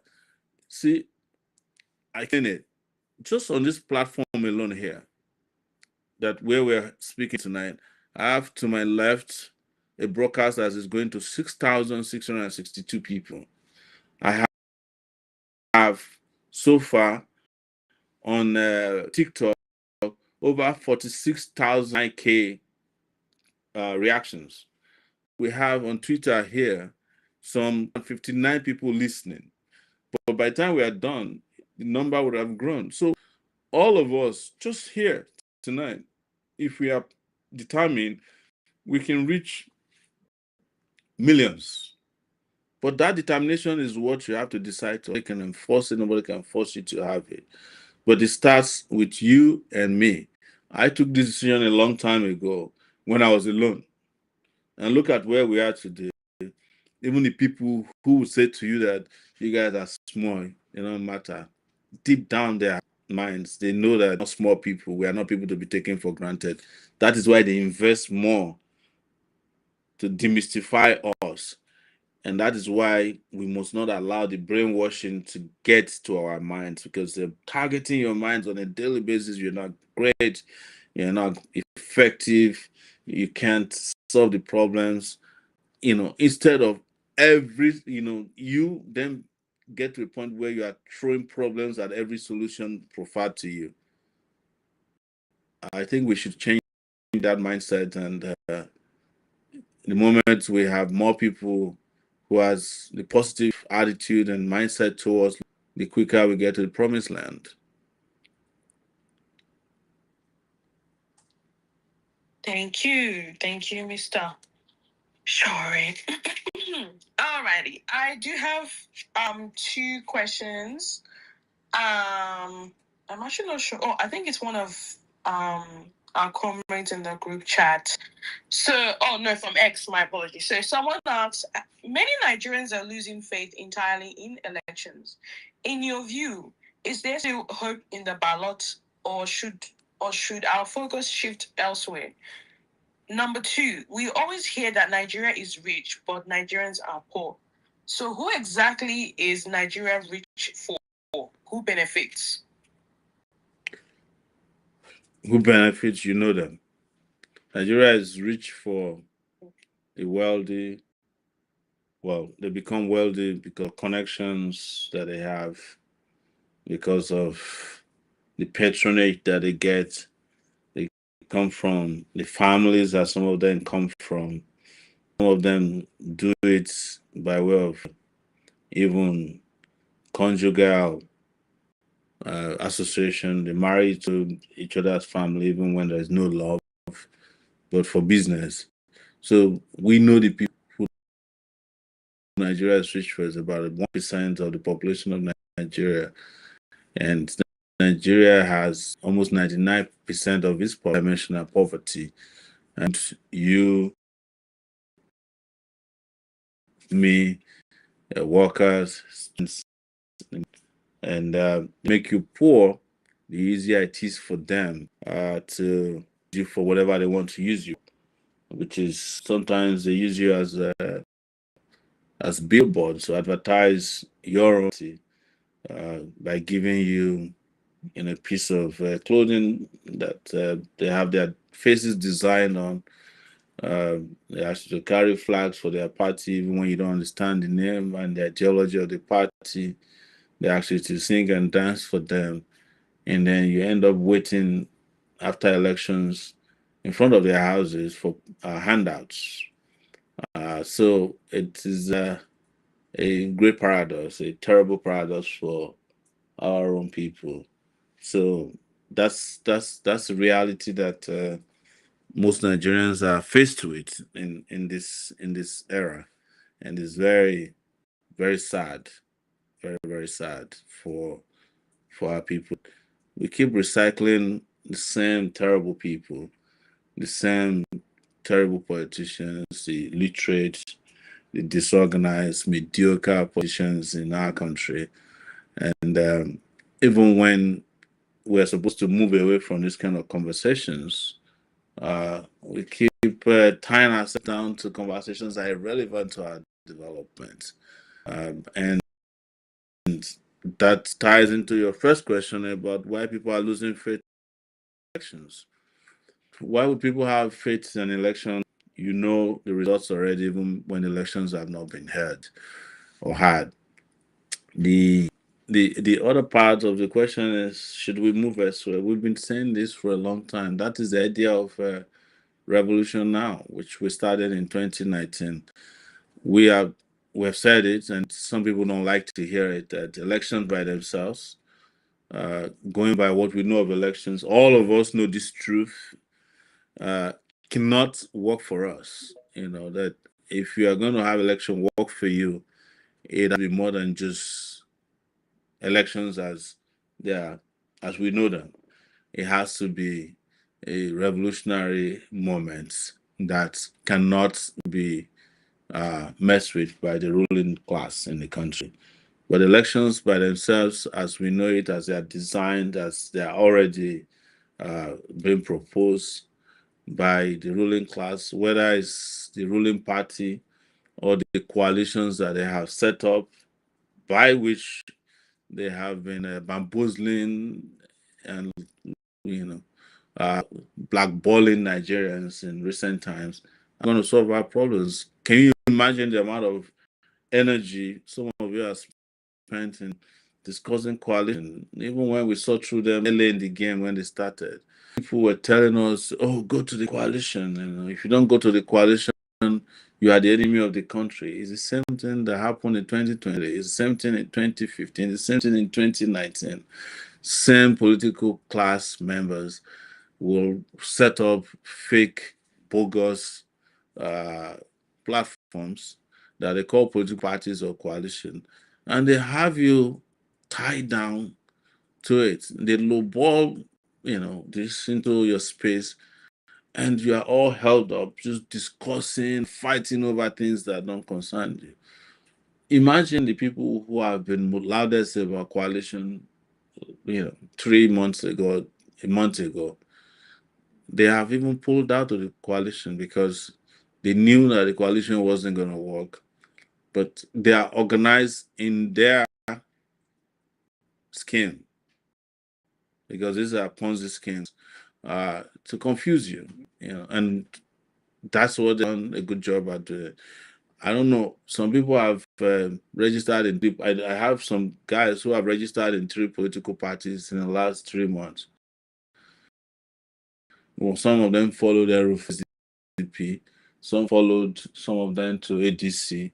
Now the political parties that they are waiting, they believe will be registered by INEC to join. Some of them were in Labour Party. They have been campaigning for people not to join, to leave the Labour Party online, and then they are back to the Labour Party, or they are in the middle of nowhere. Of all people, we are the only ones who remain where we are consistent, strong, solid, and unmoved by these distractions.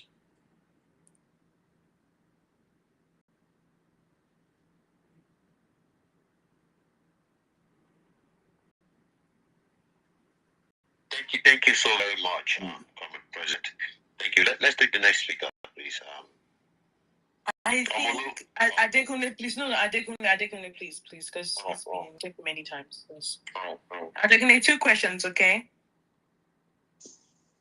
Okay, thank you very much, host, and thank you everyone that has been speaking. I agree to my president, Mr. Amoyele Sowore. God bless you, sir, for the time and energy. So my question goes to the current indigenous bill. So what is your take about the indigenous bill that is being passed right now, and the benefit and the danger that it poses to our current community or to individual. So because if you don't mind, can you explain to me what, because I don't pay attention to what these lawmakers are doing in Nigeria. I don't respect them enough to even pay attention to them. What's the indigenous bill? And I, I want you to forgive my ignorance about this. So but that's fine, sir. So one of the things I can say about it is allowing a stranger to be an indigene of a particular environment within the space of 10 years. And we are saying the kind of threats it poses, like people of the society or the community don't have access to what belongs to them when it is claiming is an indigene to that very community. And this kind of bill lacks transparency and political instability. So personally now, someone like me, I don't have problem with the president, because when it comes to where I can have problem with the president is if he's not doing something that has to do with general public interest. So me now, I can hold my governor accountable for well-being. My House of Rep, I can hold them accountable because they are the one that is speaking my own interest, because they are there to represent. But when it comes to the president, they are representing the general public. So that is my question, sir. So you have a problem with a Nigerian who has lived in a particular place for 10 years becoming basically a resident of that state. That's what the indigenous bill is about, that if someone has stayed for 10 years in a place, he could be counted to be from that place, geographically speaking. I don't have a problem with any Nigeria, except we are not a nation anymore. Then, as a matter of fact, I think 10 years is to even be assigning indigenes to any place is a problem for any nation state. The reason I say so, is because those who travel abroad, within 3 years, you go to Canada, you become a Canadian. You go 4 years, you become an American. So how is it that you need 10 years to become an indigene of a section of Nigeria? That's why we need a new constitution. This should not even be something to be debated. What we need to be sure of is that you are not claiming the indigenous people of any part of the country more than one place. You have to choose where you want to be. I lived in America for 20 years. And when I was 4 years in the US, they sent me a letter saying, "Do you want to become a citizen? Please start applying for citizenship." Confident. I was the one who opted not to go for citizenship because I don't want to be an American citizen. So I opted to have a permanent residency there, which they call green card. So if you can travel out of Nigeria, and you can, by way of marriage or by way of long stay, become a permanent resident and ultimately a citizen, why should anybody be debating the shape of Nigeria? That, in my view, doesn't even make sense. If anybody is in Nigeria, Nigeria is one nation, and you are born in any part of Nigeria, you should be able to go and live in another part, and after a while, claim or not claim whether you want to be there. If I live in New Jersey, I vote in New Jersey. I claim to be a resident and by extension indigene of New Jersey. If I go and live in California, I change my voter roll location to that place. It should be a function of where you are geographically located, not indigenship. Because if you are one country and one nation, what is necessity for the definition of indigenship? I think it should have something to do with where you go to live, work. If I decide to go to Kano and I'm in Nigeria, I should be able to get land and build a house in Kano if that's what I want to stay. I should be able to do business freely in Kano. But this level of mismanagement of our country has led people to have all kinds of ideas that has even led us to act as if we live in this, in a different world. And I don't understand it, but it's good. It's good that you brought this up, and I never actually heard about the leadership law before. Thank you, Mr. Shore. Thank you. I hope, Ade, your question has been answered. All right. Okay. Yes. So I have a question about GMOs. What's your take on GMOs? My take on GMO is almost 10 years old. I have been opposed to GMOs some 10 years ago. That would be about 2005, 2006, when I was traveling around the US as a public speaker on human rights. I attended a lot of protests against multinational corporations. I've spoken against genetically modified foods because I happen to come from an environment on those states where people were born and lived in natural ecosystems. And there is a correlation between eating organic foods and living long. And I was in America for 10 years and I know what it means to eat junk food, junk chicken. In America, they don't have imitation crab. They have imitation everything. And they come from these genetically modified foods. And if you understand what it has done to the health, mental and physical health of countries that rely on this food, you would never want to taste this food. And if you're not careful with GMOs, you all just become guinea pigs for social and medical experiments. So I'm completely opposed to GMOs. I believe that our lands are fertile, especially the alluvial soils of this country, and we can plant anything and it will grow. So why should we rely on genetically modified food? It's something I don't understand, except if we want to continue. And this is part of the question I asked earlier, by the way, that, when pets are your leaders, they will accept anything. You find out that most leaders of Nigeria, both at the parliament, I'm talking about the National Assembly, governors, even president, don't even know the meaning of genetically modified food. When they go to conferences to discuss this issue, they fall asleep over there. They don't contribute anything meaningful. They are more interested in collecting what they call ESTA code. And laws in this country, as has been revealed, are not even drafted by our lawmakers. They use third-party NGOs, consultants who go and copy laws from other countries and just copy and paste them on us. And because the truth is that we keep electing some of the worst characters in our midst, some of the most ignorant people, uneducated,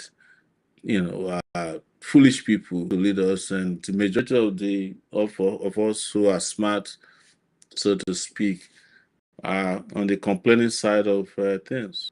We're always complaining, but when it's time for election, we let the idiots become our leaders, and then we complain every 4 years. And that's what should change now. But to your question, once again, I'm opposed to GMOs. I won't let anybody come near Nigeria with GMOs, genetically modified foods, because we can grow organic food not for Nigeria, but the continent of Africa. But we have to secure our farmlands. We have to ensure that kidnappers don't take over our forest. And we have to ensure that we are very, very, very meticulous about who brings in anything to this country and how our food source is secured in interest of the health of our people.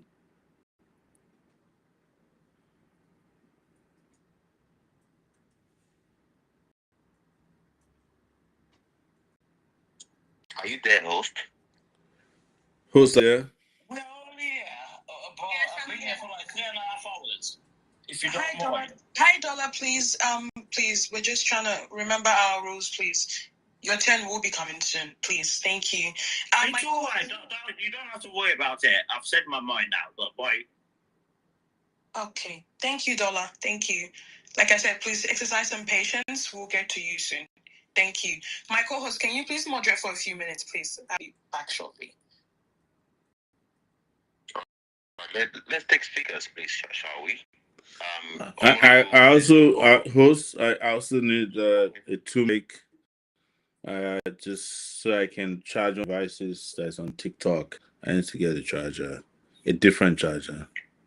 So please take some people who might want to make contributions and not questions, or you take the questions when I do. I'm just I'm just going to question now. It's not that.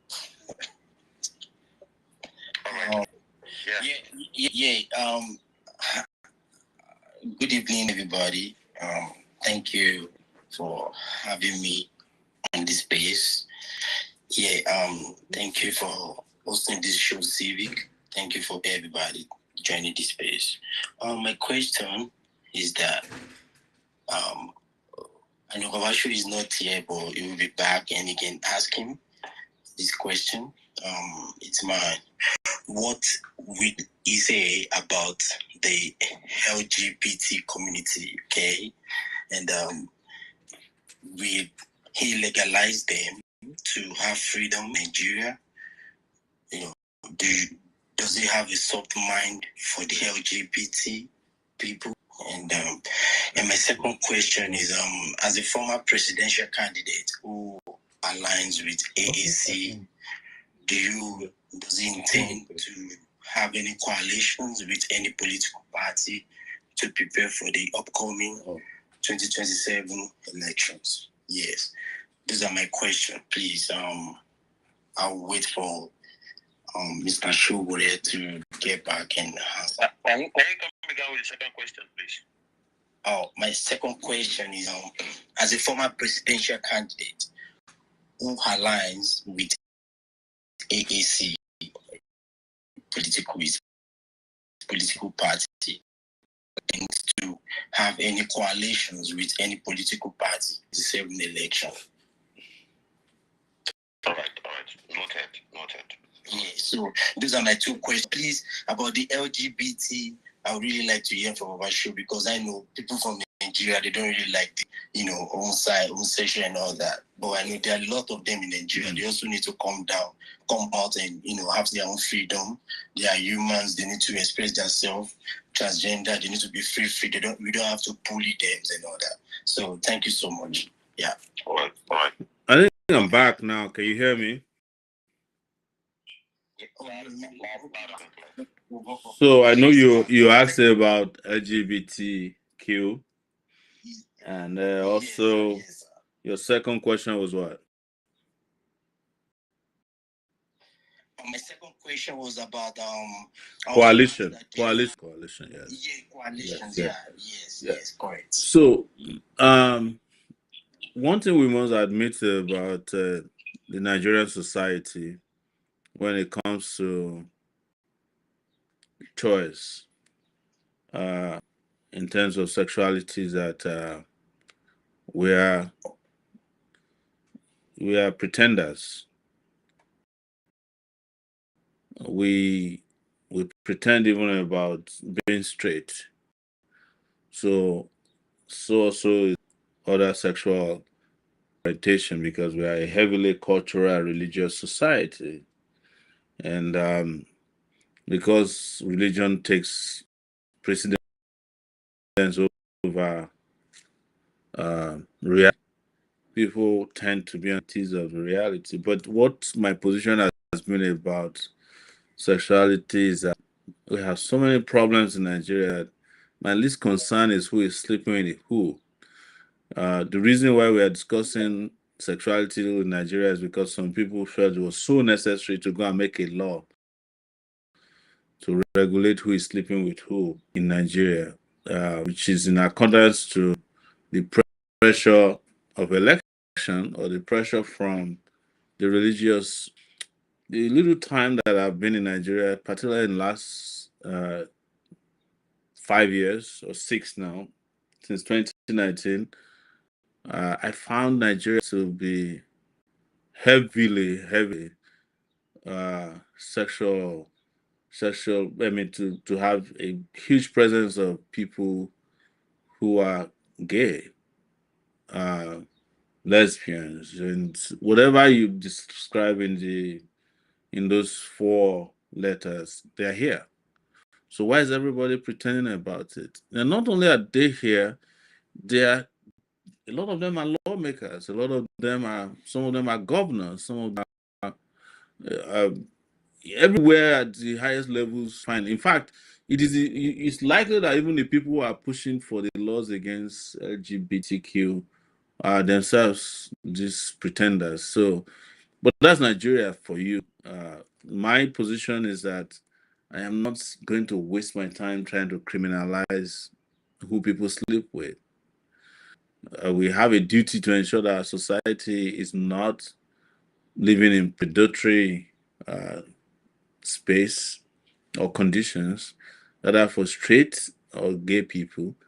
But in terms of people's right to decide who they are with, I don't think that should be the primary policy of any serious country.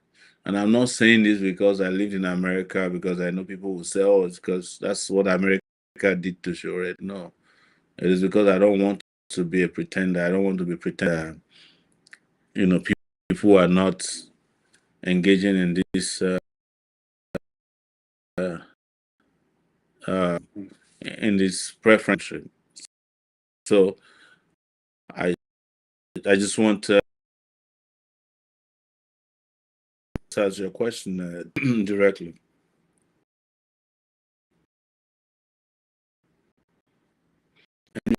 We have discussed that extensively, that we cannot join coalitions of the same people who put Nigeria in the condition that it is today.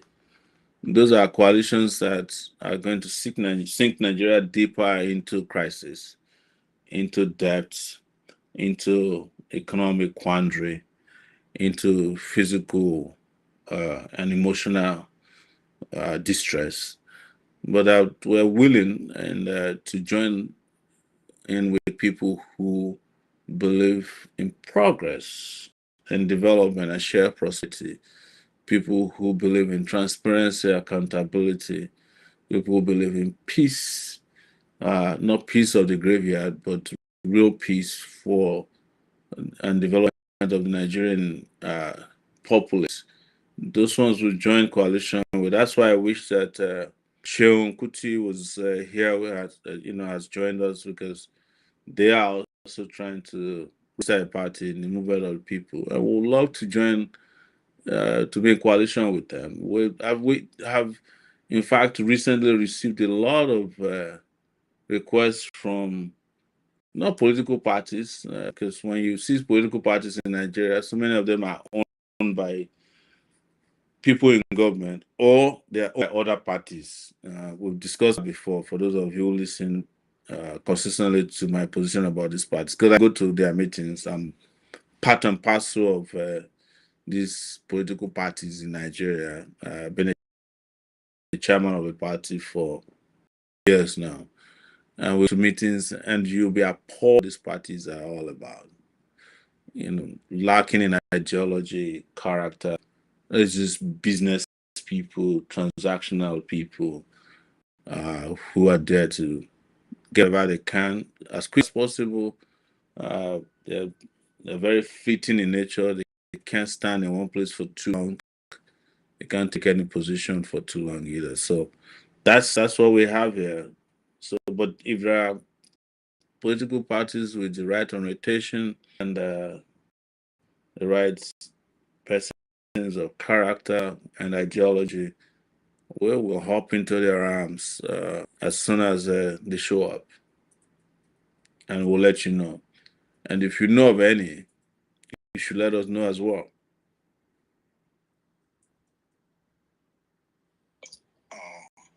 Okay, Mr. Shure. Thank you very much, sir. Hi, and my family. We are extending our greetings to you, and stay calm. Thank you very much. Thank you. Please extend my greetings to your family as well. Send my regards to them. All right. Dolaido, you are back. Ultimately, I did not get to shout. That was the whole point, was it? Or was it not? It doesn't matter anywhere. For me, I can reach out directly. It does not mean anything. Ask was understanding war or how it works. All these petty questions. How are you going to make potato cheaper in Zamfara? All those does not or do not do anything for the party. Does not mean anything to me. Anybody who is start talk, you are welcome. What I was going to ask is, what I've been getting as feedback, right, is when show will not always be available for this kind of chit chats. If you want to do something in Ikodu, in Kosofe, who do you need to speak to? How do we incorporate that into the website that we are going to build? How does it lend its voice to the website? Well, of course, let's talk about who they chop my mind, who they chop my mind. Anywhere. Don't just say, I'll reach out personally. I just thought that this would have been a time to ask that and Is that dollar my friend talking from London? Of course it's me. Yeah. Oh, let me voice now. Yeah, I know your voice. Sure, you're still here. So yeah, Sure. listen, dollar. Yeah, Dollar. You know that there are times that if I'm not available, I could ask you to just stand in for me, and you do a better job than I can ever even imagine, right? So,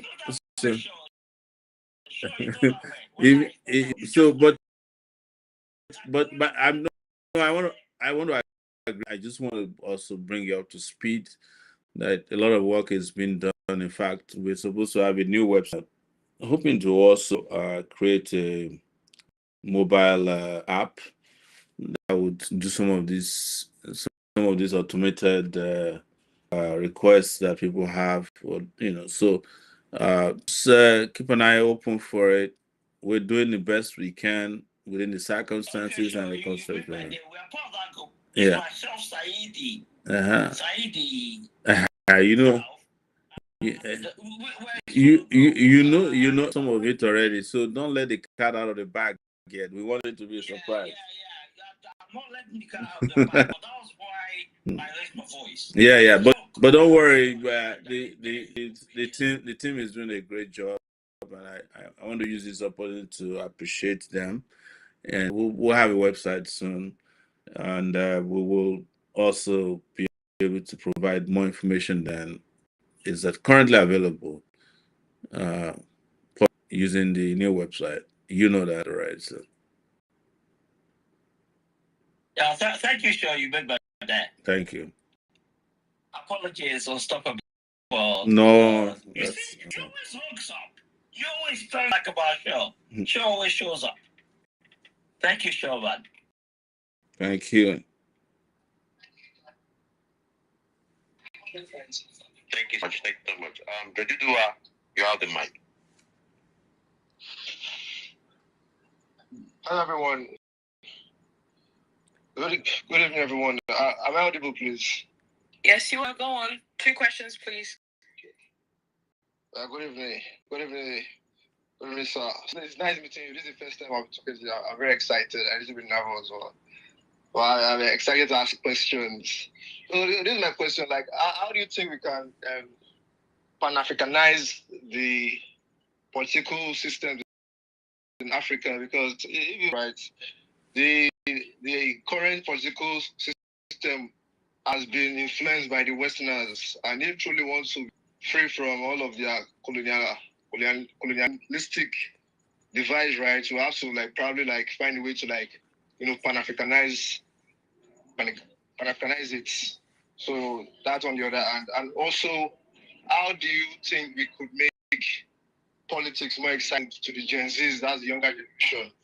So those are the two questions I have, like how to pan-Africanize the politics we are And the having, Gen Zs, yes. and how to make politics more accessible to everyone.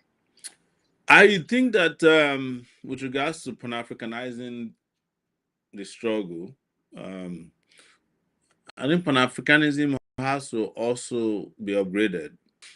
I think a lot of people are tired of the Pan-Africanism of the old days, which is just one straight message, this linear message about, oh, we just want Africa to be the greatest, we want to be a world power, we want Pan-African solidarity.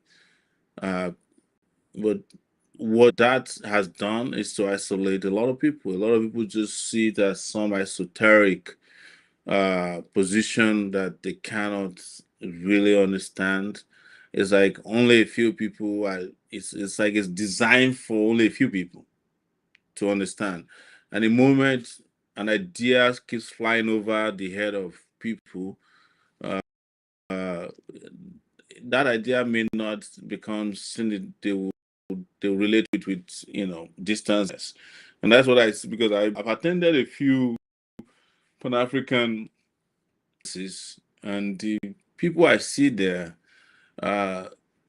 just people who came, who said, it doesn't matter who the leaders are.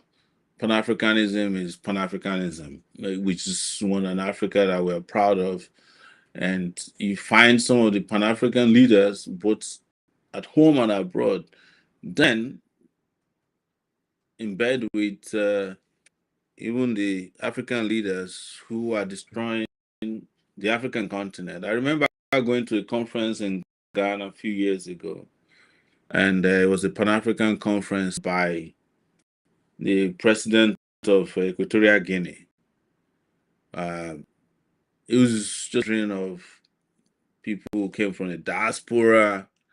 They dress a certain way, they look a certain way, and there was just no message. It was so hollow. And then later we found out it was funded by a dictator who's been robbing his people blind. So Pan-Africanism needs to upgrade. That's one suggestion I have, and it needs to be made more popular. It needs to speak to what Africa is today, and it needs to change. Huh? Okay. All right. I heard Seun Kuti has joined us, which is great. That's the real Pan-African introduction that we've been waiting for. So, that's and that again speaks to your second question. That Pan-Africanism must be broken down and to the new generation, the people we call Gen Z, to the point that they embrace it and they take it from where we are now. Pan-Africanism should not continue to reside with the old Pan-Africanist ideologues, if I could use that word. But I've just been informed that Seun Kuti is here, and if that's correct, I will be happy to yield the mic to him, and he can just take it from here. Seun Kuti, are you here? Hey, Seun Baba. I can hear you. I can hear you. I can hear you. We've been waiting for you all along, so.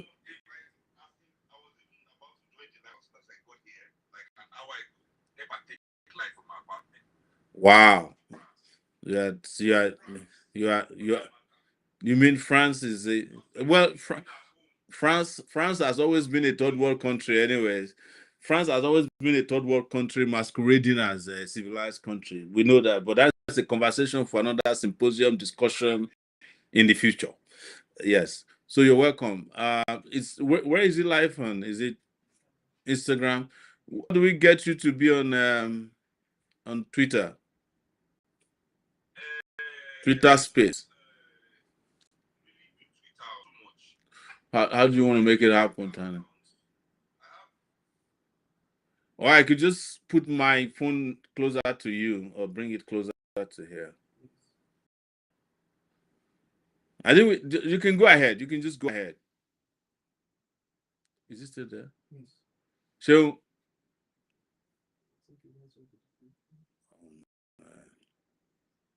I think it's time to get his guys to make it work, like what you've asked. can you guys hear him from here?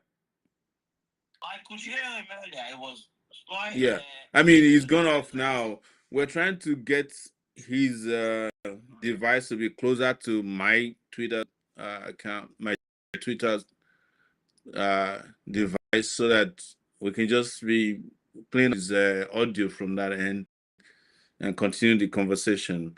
Is this loud enough to? Okay. All right. Let me just push this a little bit closer, and hopefully, is he still there? Or he's disconnected? Sure. Yes. Can I ask you a quick question? If it is Can you quick. ask you when it comes on that, does it get called last born? that's I know, yeah. While we wait for him, yeah. I'm sure you can ask him question as soon as but I just want him to I want him to speak first. Yes. Because we've been waiting for him for long, and want him to go straight to business. Yes. We've got hands up by way unstoppable. Dollar, thank you so much for carrying the space for us, but we'll have to go back to things being in order and with your hands up, if that's okay, please. Thank you. Alrighty, back to speakers while we wait for Seun Kuti to get back online with us. Okay, Ade, you have spoken before. Duduwa, you've spoken. Okay, we'll have Angel. So you haven't answered the last question about the Gen Zs, like how to make chicken go something. Sorry. I did answer to that. Pan-Africanism should be broken down to transition. They should be so popularized, upgraded, and digitalized that the Gen Z can tap into it. I think the way Pan-Africanism is being practiced right now, being promoted, alienates a lot of people. It makes it look like you have to look a certain way, you have to grow your beard a certain way, you have to a certain way to be referred to or regarded as a Pan-Africanist. But that's I don't think that's the way it should continue to be, except if you have other questions about Z that I didn't quite catch. Maybe you can repeat that. What I'm actually trying to point out, do you think there could be some constitutional adjustment to make it more accessible in any particular political sense? You mean Pan-Africanism? Pan-Africanism, of course, yes. Yeah, I Africanism should be taught, in schools from probably secondary school to as a separate subject, because to get Africa to be where it should be, I think the new generation needs to be called for now, and that's what I was saying earlier, that Pan-Africanism is being made to look some kind of a different class of people's idea, that ideology.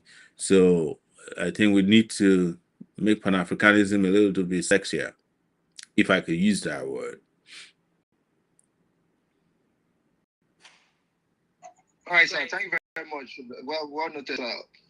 Thank you very much for your.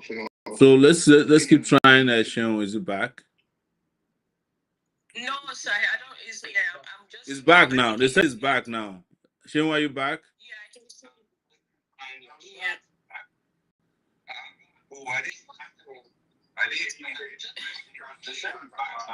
Please, if you've spoken and you're not making any more submissions, please go down so we can make space for other speakers, please.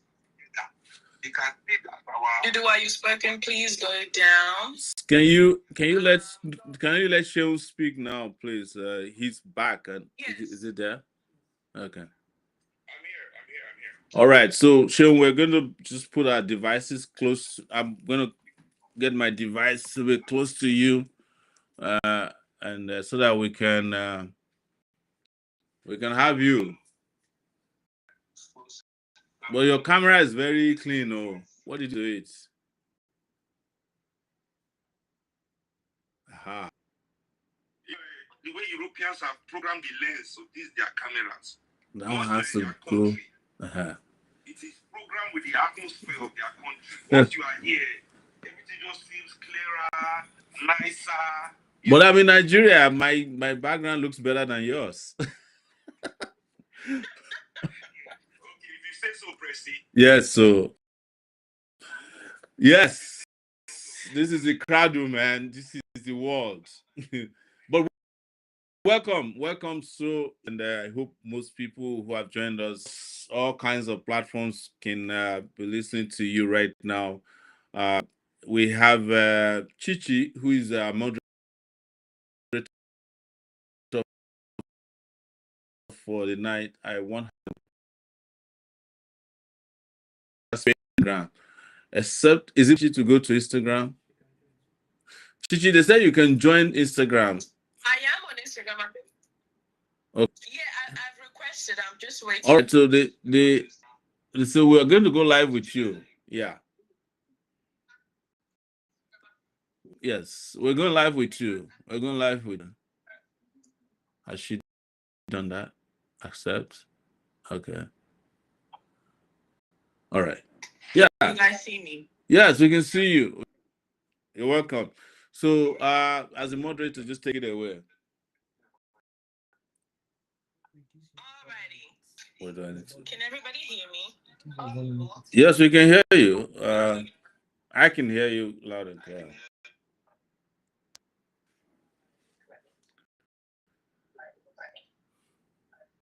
All right, I would love to welcome the Sharon team. I think you need to. You need to get rid of one of your devices. I think there is like echo from two devices, so that might be a problem. All right, I think I can hear me now. Yeah, but you're still echoing though.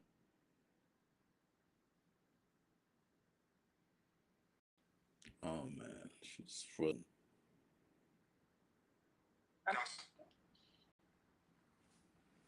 Okay. Can you guys hear me now? Yes. Okay, good. All right. I would love to welcome, let's go straight to business. I'd love to welcome Sharon Kuti, who is an Afrobeat artist, a Pan-African thinker, and a defender for truth, carrying forward for the legacy of Fela with boldness and clarity. We welcome you so much, Fela Kuti, and I'm honored to be here as well. So please say, what's your submission? What do you have for us? Well, I'm very happy to be of the conversation today, and I just want to make a little correction there. You said defender of truth. I'm just on the side of the truth. None of us have the capacity, strength, resources, knowledge, wisdom to defend the truth. The truth defends itself. You just have to pick. Nothing. The truth needs no defense. Just that we live in a very unjust world. But that aside, I'm happy to join the conversation and speak to young people on how we as African people, especially young African people, can realize Pan-Africanism as a solution, to the African question. What is next for us as African people? Do we even necessarily want to still be African people? Do we need to be African people for next step to be taken in our lives? I think these are all legitimate questions, and they are all valid. Whatever position you take is valid in its own right. What is lacking is conviction. What is lacking is conviction. And we as African people, I feel to a certain extent, know what is going on. We know the truth, you know, but do we have the courage to stand on the truth? Do we have the courage to act on the things that we already know to be true? That's why I say, we can't defend the truth, or we just have to know which side we want to stand. Do we want to stand on the side of what is true, or we want to continue living in make-believe? And make-believe really for me as African people is that belief that we can become that which oppresses us. Be it in class interest, be it in racial interest. African people, for some reason, believe that the solution to their oppression is to oppress themselves. In different ways, shapes, or forms. The one that does not work for will rush to religion to go and oppress from there. When all that one doesn't work, they resort to crime and try and oppress from there. And it is also not our fault as African people, because we are left with no example of what it means to live in our way.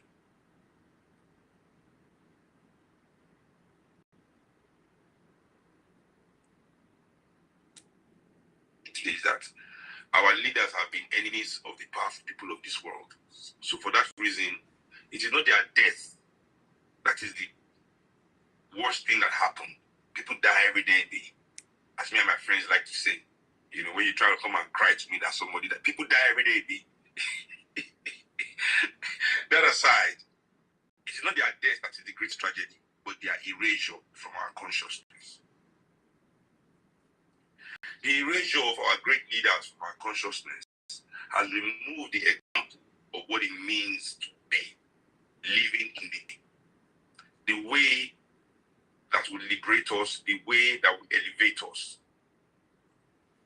All that was left is this maladjusted,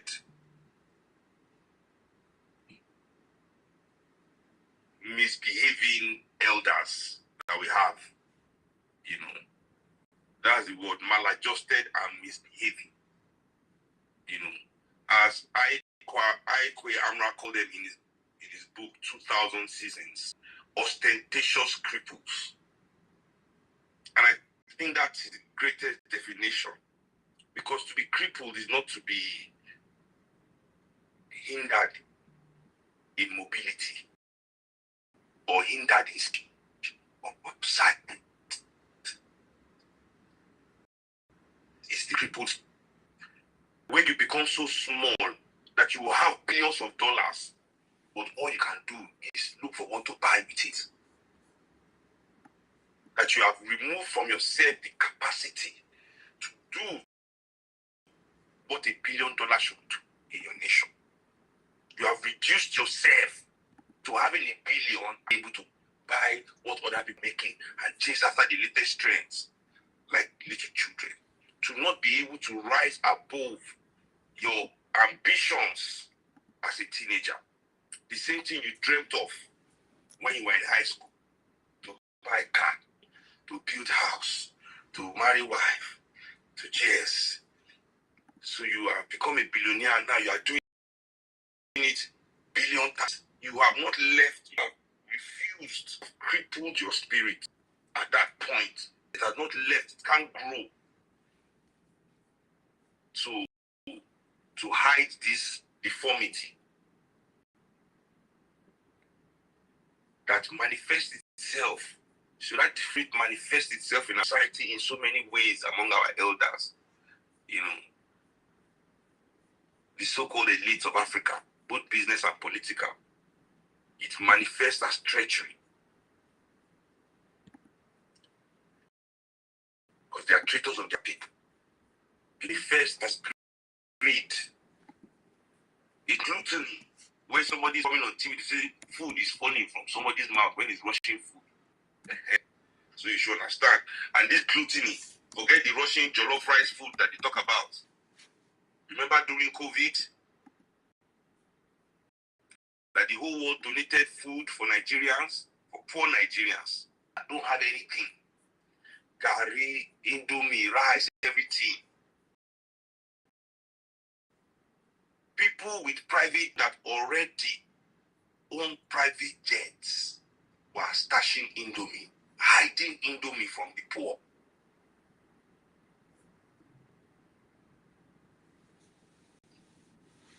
Hiding Indomie from poor people.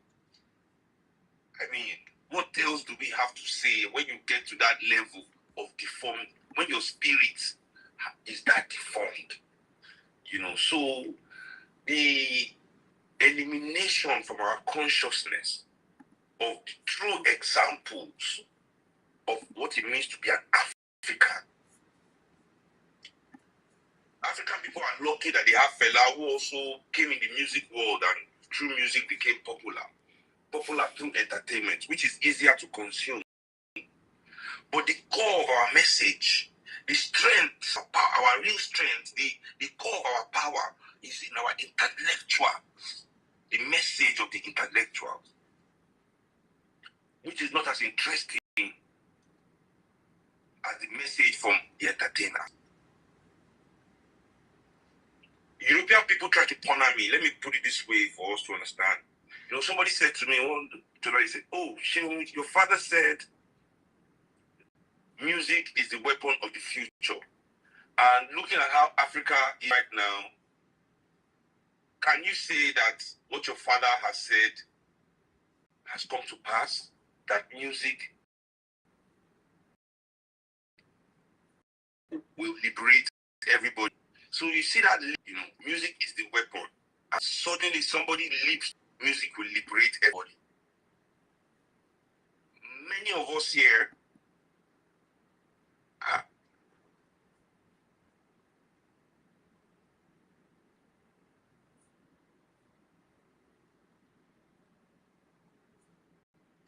are hoping for our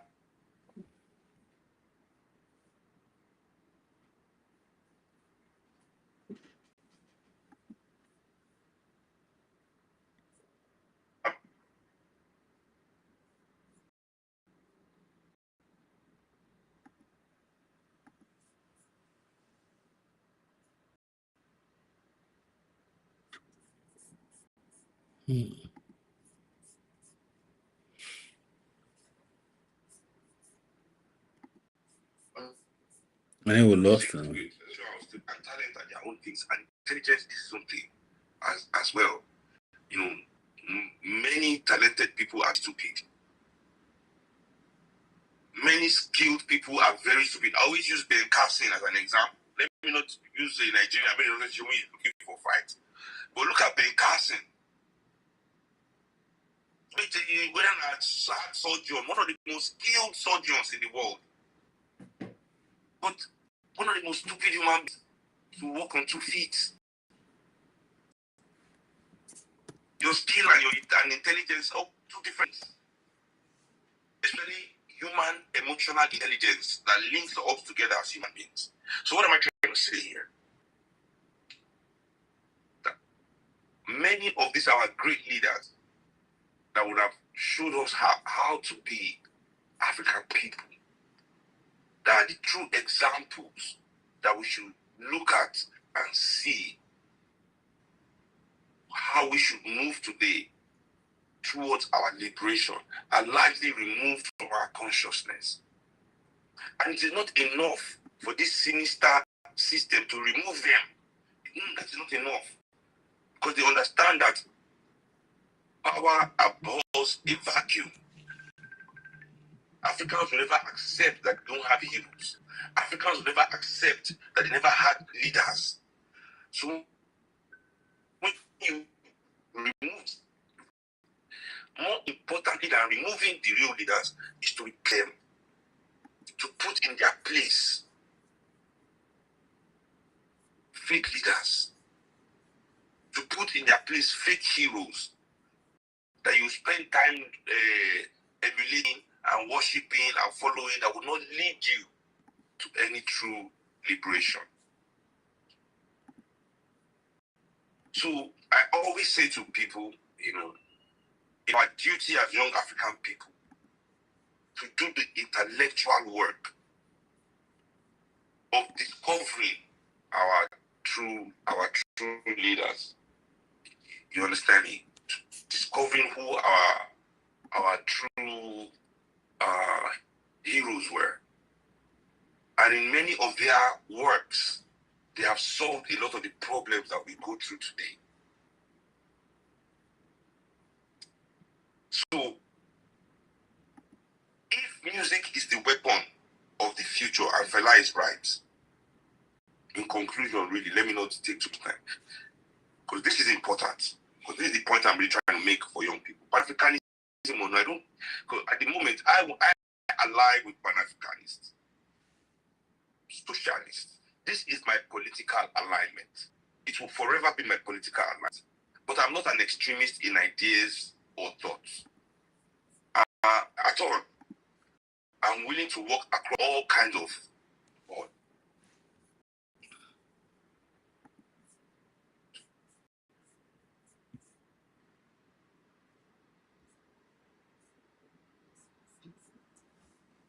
You ask me to take modernization for development.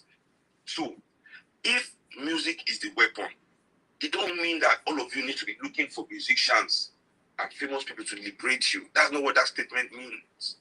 Music is the weapon, but it doesn't mean that music is the battle. Fela never said music is the battle. Fela said music is the weapon. That weapon is used in a battle. That battle is the liberation. The music being a weapon means that it can inspire a world for our liberation, but only if our doctors are interested in our health. See, music, conscious music, political music becomes a weapon in the hands of a doctor that is in the battle of restoring healthcare in our country, that is interested in healthcare in our country. Music becomes a weapon in the hand of the lawyer that is interested in justice for our people, that wants to fight for justice in the country. Music is a weapon in the hands of journalists that seek the truth to share with our people. Music can only be a weapon in the hands of teachers that are interested in knowledge, public administrators that are interested in development of our nation, and so on and so forth. Entertainment and music, not where you find Pan-Africanism, is where you find inspiration to strengthen your Pan-African journey. We are all the heroes in this story. In the Pan-African story, at least, we heroes. But we must be interested in too. And there's no, I can only spark the interest for you. I can inspire. But we must all be willing to do the work, to be engaged. Our ostentatious cripples have, instead of telling us this, given us the opposite in the name of education. That education is a weapon in your hand for you to go out and look for some money in your pocket. For the doctor to look for money in his pocket. For the lawyer to look for money in his pocket. For journalists to look for money in his pocket. You think all the things are simple, just harmless songs. But these songs are drilled into our heads as children. These things that we repeat in our schools as we grow, as we've been growing, that they've taught us to eliminate the we from our psyche. That everything that we have as African people is just to be rich, to make money, to pay bills.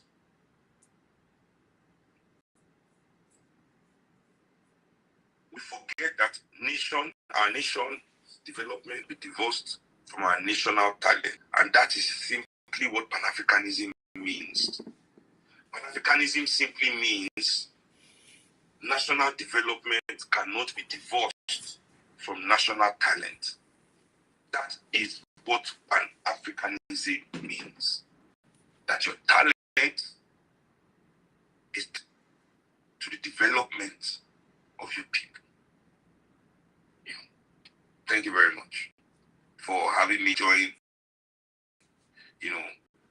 Pressy in this life. It's been a long time. I sat in the same room with my man here. Exactly. Let me know. Exactly. It's like we will have a shore among us. And they'll be comparing him to a politician like Peter Obi.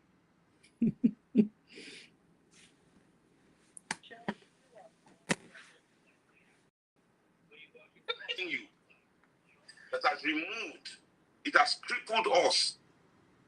So we all think that we should be crippled. We all feel that we cannot fix our country, that we need to look to it. Only the big man can do it. Only people with money can have idea. Only people with money can have solution. Only people with money can, and it is these people with money that are broken. Then they call you broke.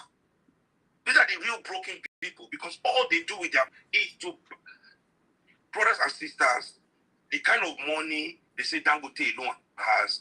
Do you know how many states that can develop in our country?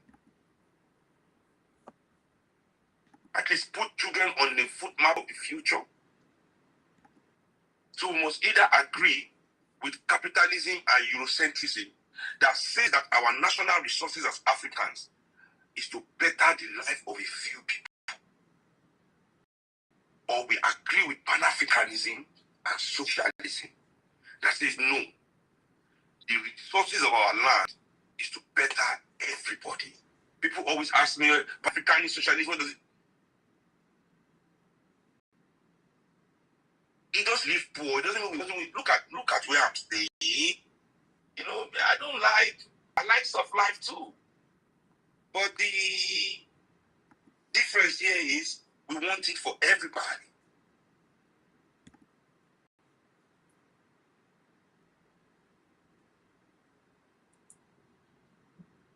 Symbol that a good life becomes a status symbol over your brothers and sisters. That the fact that they cannot eat and you can eat is why you are better than them.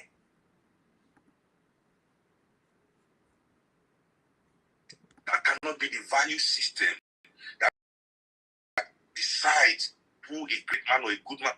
No, this cannot be how we assess anymore. And that is where the battle line is drawn, really, in our political ideologies in Africa. And that's why I myself with this man, because he's the only politician in Nigeria that is a Pan-Africanist and a socialist.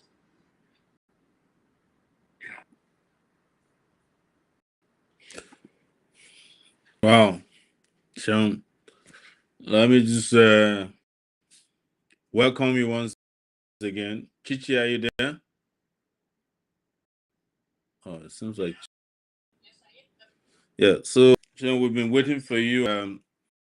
Of course, nobody will ever be disappointed with your presentation, even though you're just landing from virtually one city to another on a plane. You see? And that is what Pan-Africanism, Africa too, must become a continent where you can travel from South Africa to Nigeria or from Senegal going to France first to go and change plane.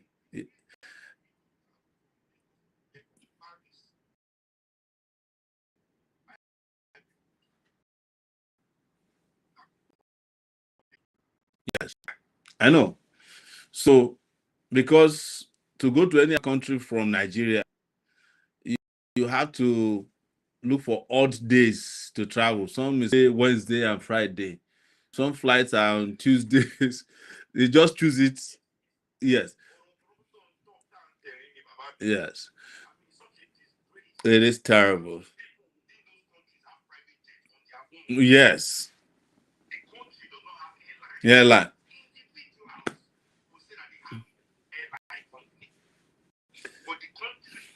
Cannot afford it, but you want inside that country.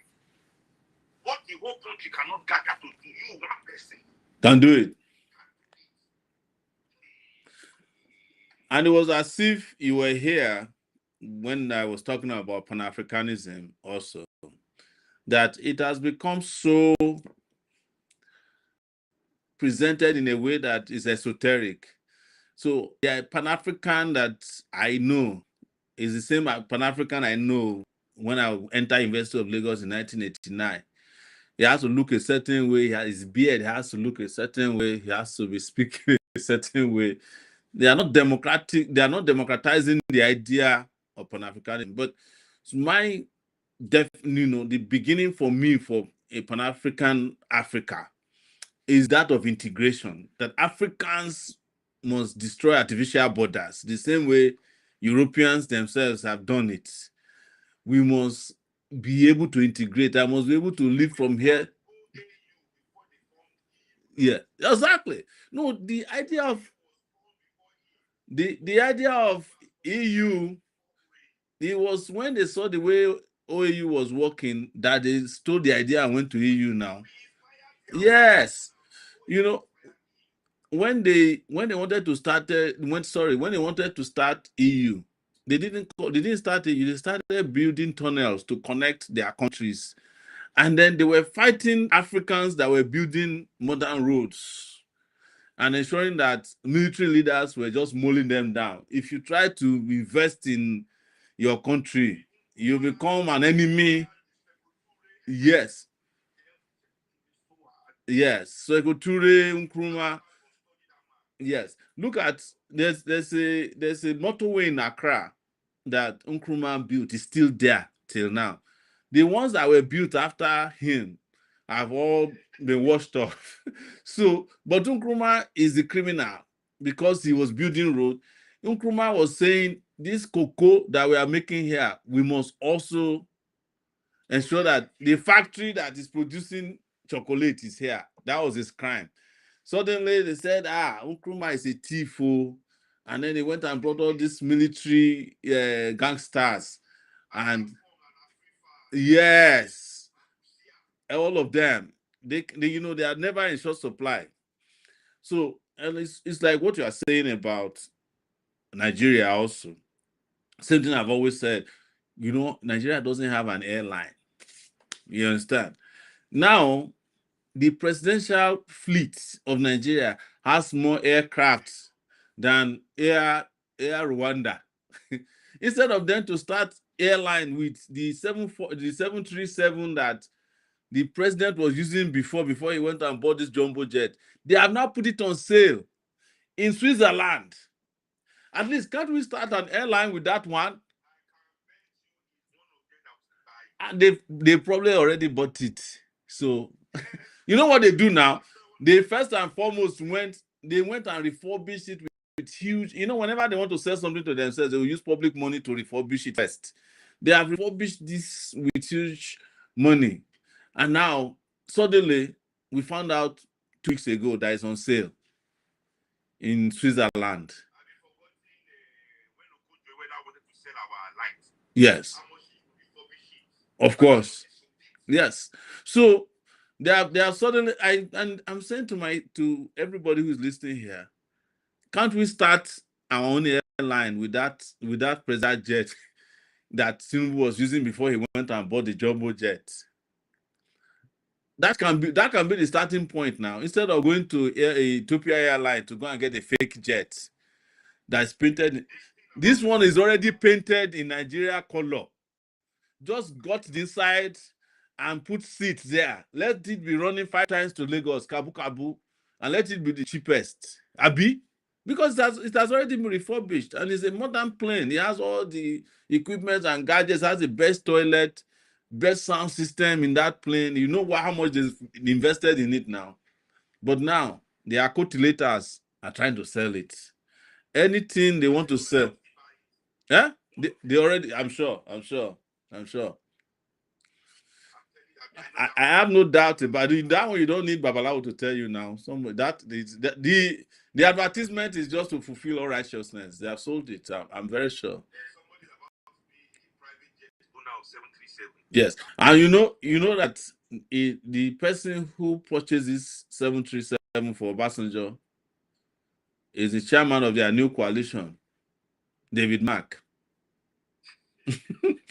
David Mark is the person who bought this 737 Obasanjo. Is the one who purchased all the Falcons and the G4s, Gulfstreams for Jonathan.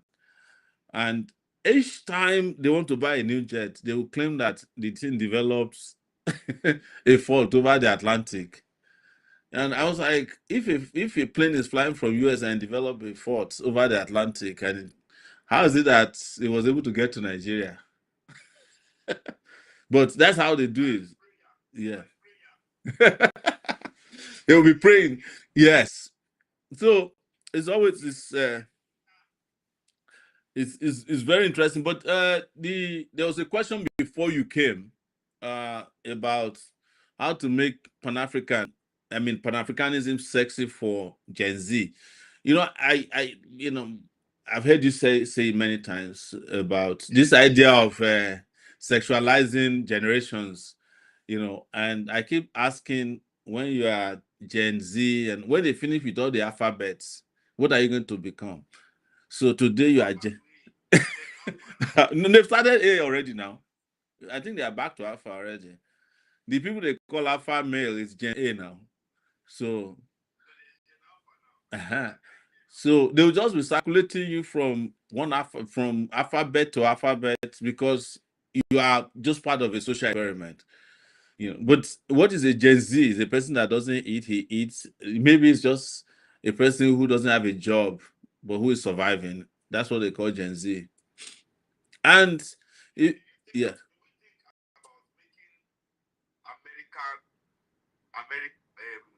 Americanism or American exceptionalism, as they say. Say yes. Sexy to white children, or Eurocentrism, sexy to European kids. Nobody has to do these things. It is embedded in their education. Yes.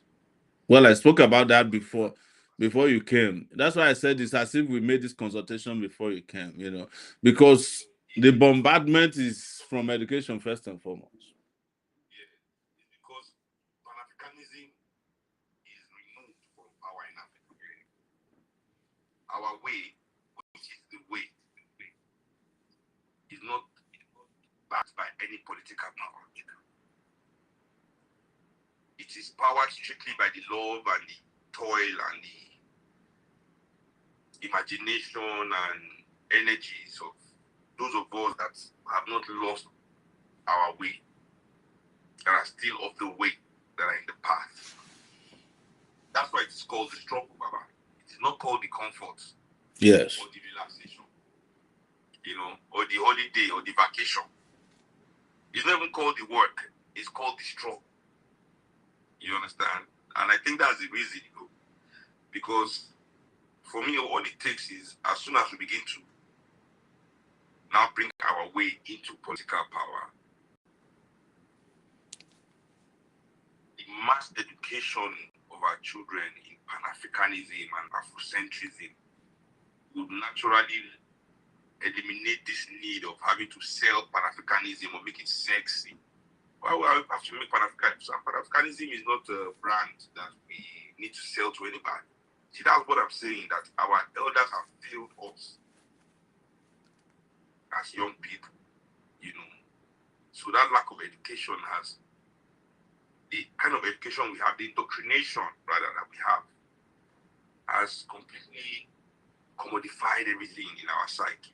Everything is a commodity, because for them, nothing is more important than validating what the white man wants from us as Africans. We are monkeys. All we want to do is consume all these stereotypes. The job of our leaders to make it true. Yes. So that's why, how much?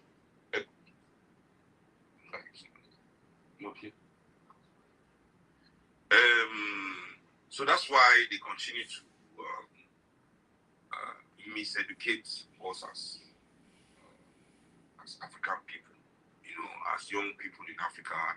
So we don't really have that backing of our elders in knowing what it means, being able to move our culture forward, So this commodification aspect of Europeans, because it's also their job to make us forget that this capitalism that all of them are running after our first contact with it commodified us as human beings.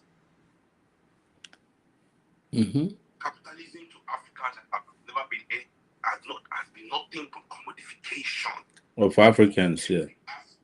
I like, yeah. Until the aspect of human life. And the part of us that could not be commodified, they sought to destroy and eliminate and erase our history. History, yes. Commodify our history. So Africans have no history. They are monkeys, they are savages. Our religious systems, our spiritual systems, which they couldn't even comprehend, still cannot comprehend till today. Is devil worship, satanic worship, is ritual, is this one. Our societies, the relationship we had, our familial units, which they take the key here, take the key. Our familial units, all the things they could not commodify, they trivialized. Polygamy, you are doing this one, your tribes, that's the one, these tribes, nation of people reduced to tribes. What is the meaning of who is a tribe? A whole nation of people reduced to tribes, so yeah, I now see that we as well have bought into that of ourselves. And that which we cannot commodify about ourselves, we say is not important. You understand? So that's why Jay-Z will be telling you Pan-Africanism is not sexy. Pan-Africanism can be commodified because of you. It become a brand. Yeah.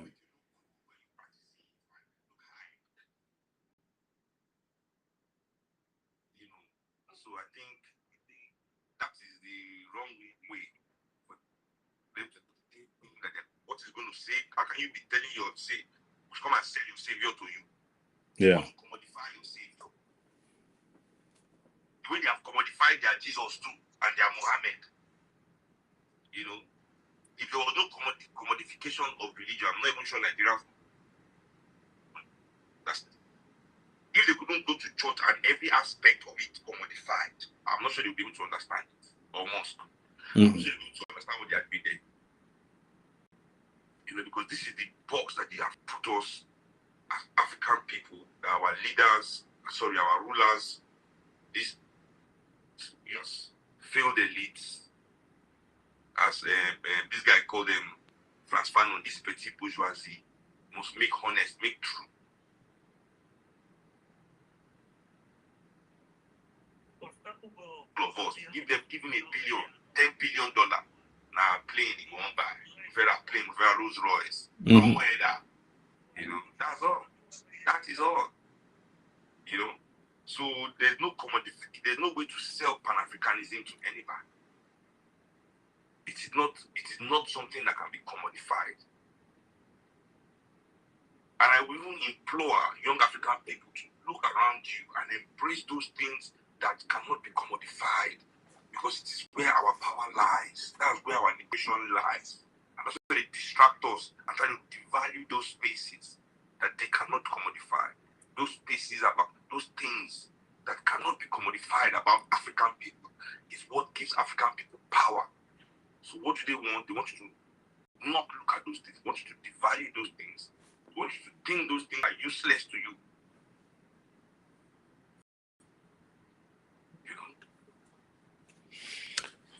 Chichi, are you there? Yes.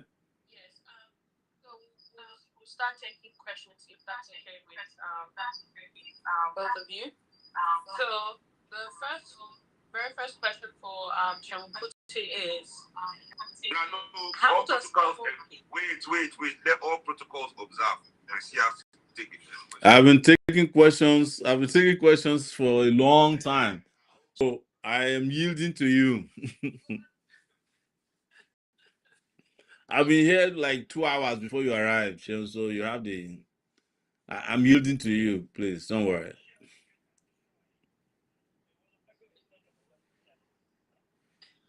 All right. I'll start with the first question. How does Ebobi plan to engage young people beyond the elite online crowd, especially those in rural and oh my God, okay, I'm missing my words. No mind it. It's because you are speaking English instead of speaking your real language. Yes. So yeah, especially in those in rural and obviously disadvantaged communities. Oh well, one of the things about everything cover our party is very anti-elitist, so we really frown on only online mobilization, because you have to understand that online reach in Nigeria is very minimal. Very few people are online in this country. In our country, most of the things people hear happening online is second hand. The data is there. This is there. People have internet, how many subscribers they all have combined. Like, is it up to 50 million? A country of 200 or something. The price of it said, how many people can be on it? So we pride ourselves in also being an on-ground political movement. I myself have been on ground in many rural areas in Nigeria working for MOP, but not like Shosha. Show the try. But yeah, MOP as an organization, we are on ground as well, and believe in that kind of mass mobilization. Because one of the tenets of the movement of the people is that we believe that the professionals of Nigeria have a huge role to play. That being said, we believe that it is.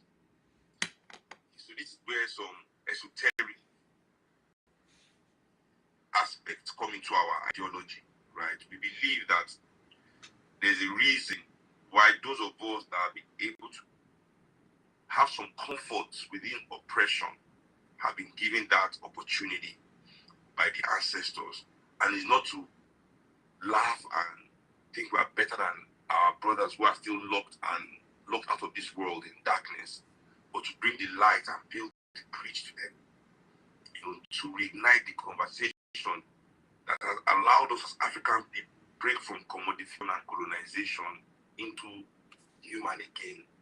So from this human aspect, we must together now retrace, or not retrace, we discover together what it means to be African people.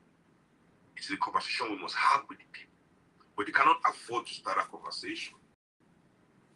Not because they don't have the vocabulary or the intelligence for it, but we live in a world where they have to be able to also afford it. So we have to be able to build those platforms so that our intelligence can merge to defeat the situation that we are in. That's one of our tenets. So for us, that's one of the most important things in building our party. And then we're not really geared towards youth education. We are geared towards mass education, mass political education, not only for young people, but for... I don't believe in this youth thing. Let me be honest. That a lot of people think youth is an ideology. The youth, like as if just because somebody is young means he has good intentions, means he knows what he's doing, or wants to even do anything at all. Youth is a democracy. It is not an ideology. So I cannot rank my political faith on a demographic. A man that is a youth of this political cycle, he will not be a youth in the next political cycle now. So what am I supposed to do? Discard him? Chase him away? I don't understand. So what we have is a mass education program for everybody because both youth, both adults, we are all lost in the same place right now. No nation is built by young people. I've not seen it alone. Every nation is built, as I say, by the experience of the old and the energies of the young. And we must together find a way to, but the youth and the adults must want the same thing. And the youth and the elders must want the same thing for their society. We must have a conversation where we have agreed on where we are going. And this is what culture is. That's why Nigeria doesn't have any national culture. You know, the cultures we have are our ethnic cultures from our different zones that we're from. The nation itself has no culture. You know, and it's because the nation is not developed. We have not had that conversation. It is in the and Fanon points this out very well.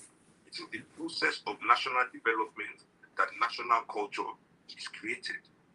You know, so I'm ready to begin that process. You know, we just need more Nigerian professionals on board.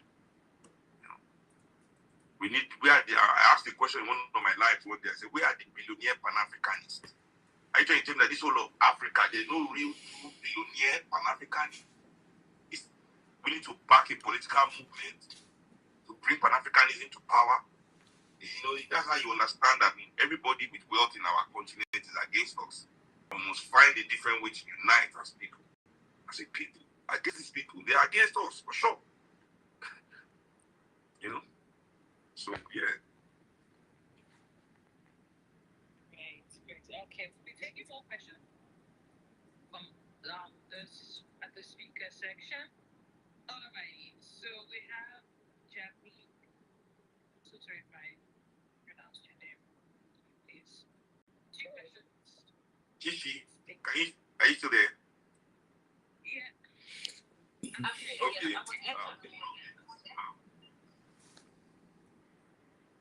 Okay. I'm on Instagram. Yes, you can. Go ahead. Mr. Showore. The very first thing I want to correct Mr. Shield is that you made a generalization that every brilliant person is foolish or stupid, something like that. But I would say they may be brilliant, but they are driven by sentiment. So I would prefer to say it is sentiment rather than being foolish. Just want to comment on that. And then I think initially before you joined, I have about 3 questions for Mr. Showore. So my questions are actually, go ahead, sir. So my questions are actually based on my observation. And to me, it seems rather paradoxical that we would have a union of Mr. Showore and Mr. Shin, for example. Because I've listened to Mr. Showore, and I think he holds kind of liberal thought. And say Mr. Shin, who is coming from Pan-Africanism, Yoruba have said, Omar Janakuki Yara. So my initial question for Mr. Showore was that, having listened to him, and myself being a centrist, and a right-leaning centrist.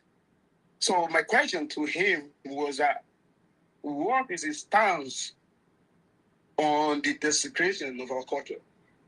Because we cannot move forward, for example, trying to sensitize the youth without appealing to our cultural conservatism in Nigeria and Africa at large, which, in relation to Pan-Africanism, is one of the key factors. Yes. So my second question.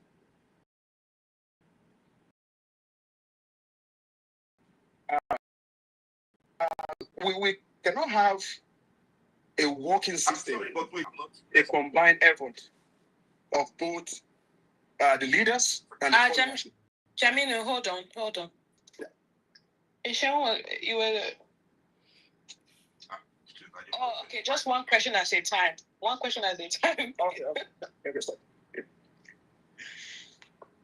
So the first one is that what does Pan-Africanism lies? Is it?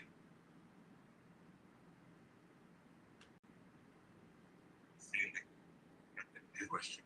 I can't hear him correct. I can't hear him well from this side on X. Can you ask that first question again? Okay, yeah. I mean, like, when you were speaking, it wasn't a question. I was just trying to make a stance. When you were speaking, you said most brilliant folk are fools. And I was trying to say, they are brilliant. I keep saying I said that. Okay. I keep saying I said that. I did not say that. Yeah, because I had you make an example of Benkasi. Let me repeat to you what I said. Okay. I said talent and skill doesn't necessarily mean intelligence. That many people mistake talent for intelligence or skill for intelligence. As I said, it's not the same. And I now went on to say that many of the talented people I know are very, very stupid. That is what I said. Yeah, exactly. That's what I disagree with, actually. Because they could be driven by sentiment, but that's fine. I just trying to say my thought, actually. So my first question was that you are an Pan-Africanist, and Mr. Showore is a liberal, from what I've listened to him, because he has some thought about, legalizing marijuana and all of this liberal kind of movement, including his answer to some of the questions. So you don't think that marijuana is Pan-Africanism?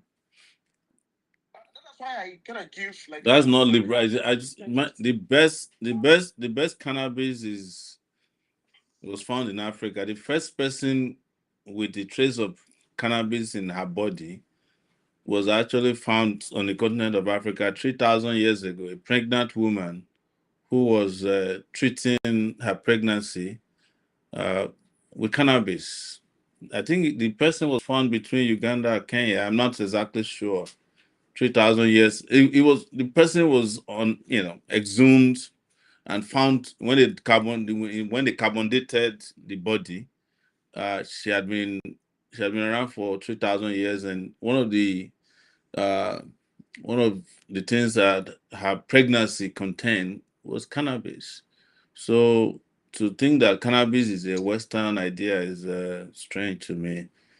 So I gave you like a background. okay. No, I understand. But you say you're a centrist, which is fine, but you're also making this position on my side as if my position on legalization of cannabis has something to do with being a liberal. I said that's not correct. No, that is actually a Pan-Africanist idea, because we are the ones who started growing weed. We've been using weed before the white man ever existed. I'm talking about cannabis. We've been using it. I just use it as an example. Okay. Because you spoke about the LGBTQ and your perspective. Because I think that's the one you want. I think that's what you wanted to ask him about LGBTQ. So go ahead and ask the question directly to him, since I've already. Yeah. He, as a Pan-Africanist, yes, is not going to support that. Because how did you know? Pan-Africanism, the definition of Pan-Africanism, You can't speak the unification of Africans, both home and outside of the continent of Africa. And it involves as well the promotion of African culture. And that is why my question, number one, is that Mr. Showore, what's your point? I don't think you are that qualified to speak on African culture to that extent. To say African culture, we are in a process of cultural discovery as African people. Many African people are African people by name and genotype only. What it means to be African has been long removed from our psyche. And together, if we are willing, we can rediscover this thing. But wearing agbada doesn't make you an African man. Exactly. Yeah, but I haven't even get my point, actually. I was trying to say those things because these are the views of the folks that you will reference, like Kwame Nkrumah, Julius Kambarage Nyerere. These are some of their views. So my own question is, what's the perspective of Mr. Showore to the desecration of our fortune? Because I see him it was fighting against some of the styles made by the dressing of the students in the university and some of its fields as well. So, if the question is for me, and one of it is maybe the last question, the one we haven't asked is my position on dress code, right? No, that's the creation of our culture. You know, yeah. So, but you mentioned dress code. If you want to talk about dress code, huh, and you want to talk about our culture, you have to also talk about. Go ahead. You also have to understand that how people dress, and Sheun just mentioned it, has nothing to do. Is it wearing agbada or dressing properly as you describe it? Because they think if you wear three-piece suit, you are properly dressed. That's not a dress code. That's a dress code of the elite. That's how they choose to define how people should dress. And it's never happened before that how people dress define how they think or their character. And that's why you've seen my position on university dress code, because it is rooted in the fact that the people who are making decision on how students dress have deviated from the reason the universities were set up. Maybe because they can no longer organize the universities to achieve the purposes for which the universities were set up. They now started introducing distractions. You should dress this way because they don't want to innovate. They don't have any ideas left. All these vice chancellors have nothing left to offer. So they are just, yes. So instead of them to, yes, instead of them to be bringing, even instead of them to be innovating in medicine, instead of them to have philosophical ideas that can advance Africa, they just bring scissors and clippers to the classroom because they are fighting for culture. yes, and that's not culture. If you really want to, Why do you get to choose? Do you think culture is something you get to pick and choose? exactly. Is a vice chancellor a custodian of culture? It is, in fact, the universities ought to be the place where there is a constant definition of culture. You know, it's a place of study. I was telling somebody, and I'll repeat it here. If you want to talk about dress code of Africans, we are closer to nakedness than anybody else. And the reason is weather, is geography. So we can't afford. Yes, Africans don't wear exactly. Yes, Sharon, you know, if you look at Yoruba culture, we wear clothes that have space in them. You know, bante, the one that we tie around our waist, is because the weather, we have to dress according to our weather and where we find ourselves. So the idea of wearing turban is not an African culture. Are you getting my point? This, yes, it's not an African culture. So the idea that a culture is defined by what the politicians have decided is how to dress, that's not culture. And the university that is defining how people should dress, or who is working, the vice chancellor is walking around with a clipper to cut somebody's hair that they call dreadlocks, or they are interested in what Yorubas used to call banter, is what you call bomb shots now, or what they call bomb shots. The university lecturers cannot control their libido. That is the reason why they are shifting the blame to the ladies who are dressed in certain ways or men. It's actually very, very, very sad that any university in Nigeria or anywhere on the continent of Africa is focused on how the kids who are going to university are going to address and not how they learn. You know, so if you grow up in a village, like I grew up in my village, and we in secondary school when we go to the lake, the girls are topless. That is, we don't have we're not concerned about it because that's how we grew up. We don't even look at them twice. But if the university has nothing to offer, they will be concerned about the sizes of bras of or how the girls look, or which bomb shorts they wear, and all kinds of rubbish. That tells you that the universities have lost their way. The universities in Egypt, that built all those big pyramids, the people who designed those things, those physics people, the chemistry people, the biology people in Egypt, did you see in any text how they define how people dress? And don't you see all the gods that were found, even the mummies, they were virtually naked, because that's how Africans dress from the time immemorial. But when you don't know these things, and people have mixed religion with what they call culture, they have turned African culture upside down, and they are telling you that that's the culture. That's the culture. Because yes.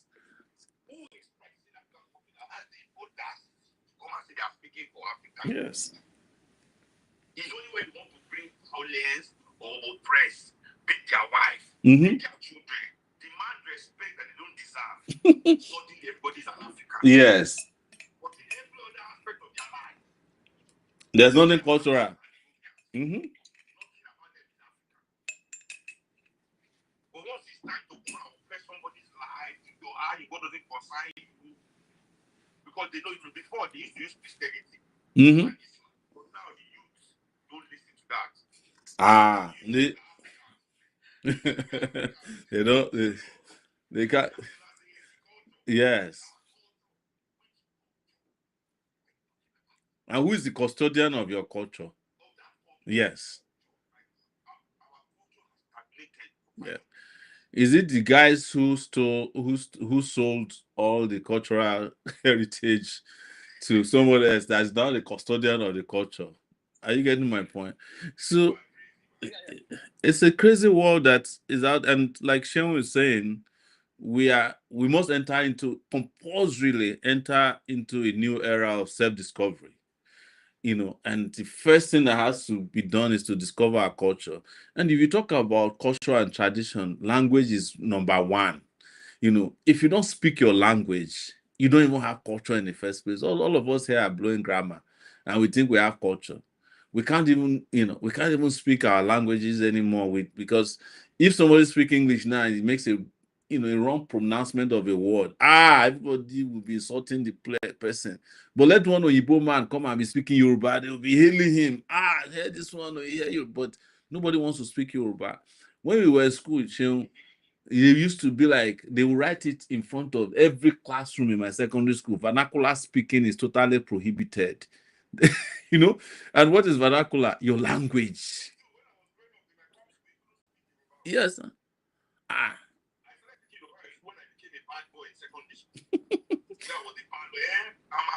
Yes. It was a crime. It was a crime. Yes. Yes. So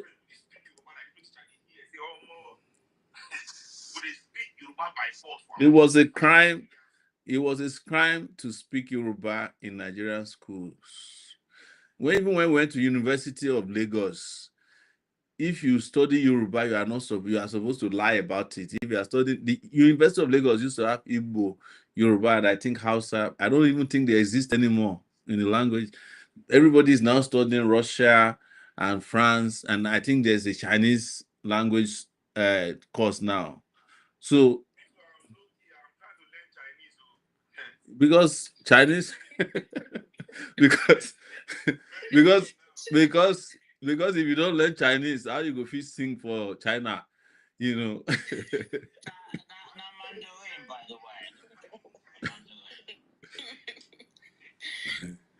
There's nothing wrong with being multilingual, Sheon, but what is wrong is to be to speak this one English language and be told that the other languages are inferior, or is a crime to speak every other language.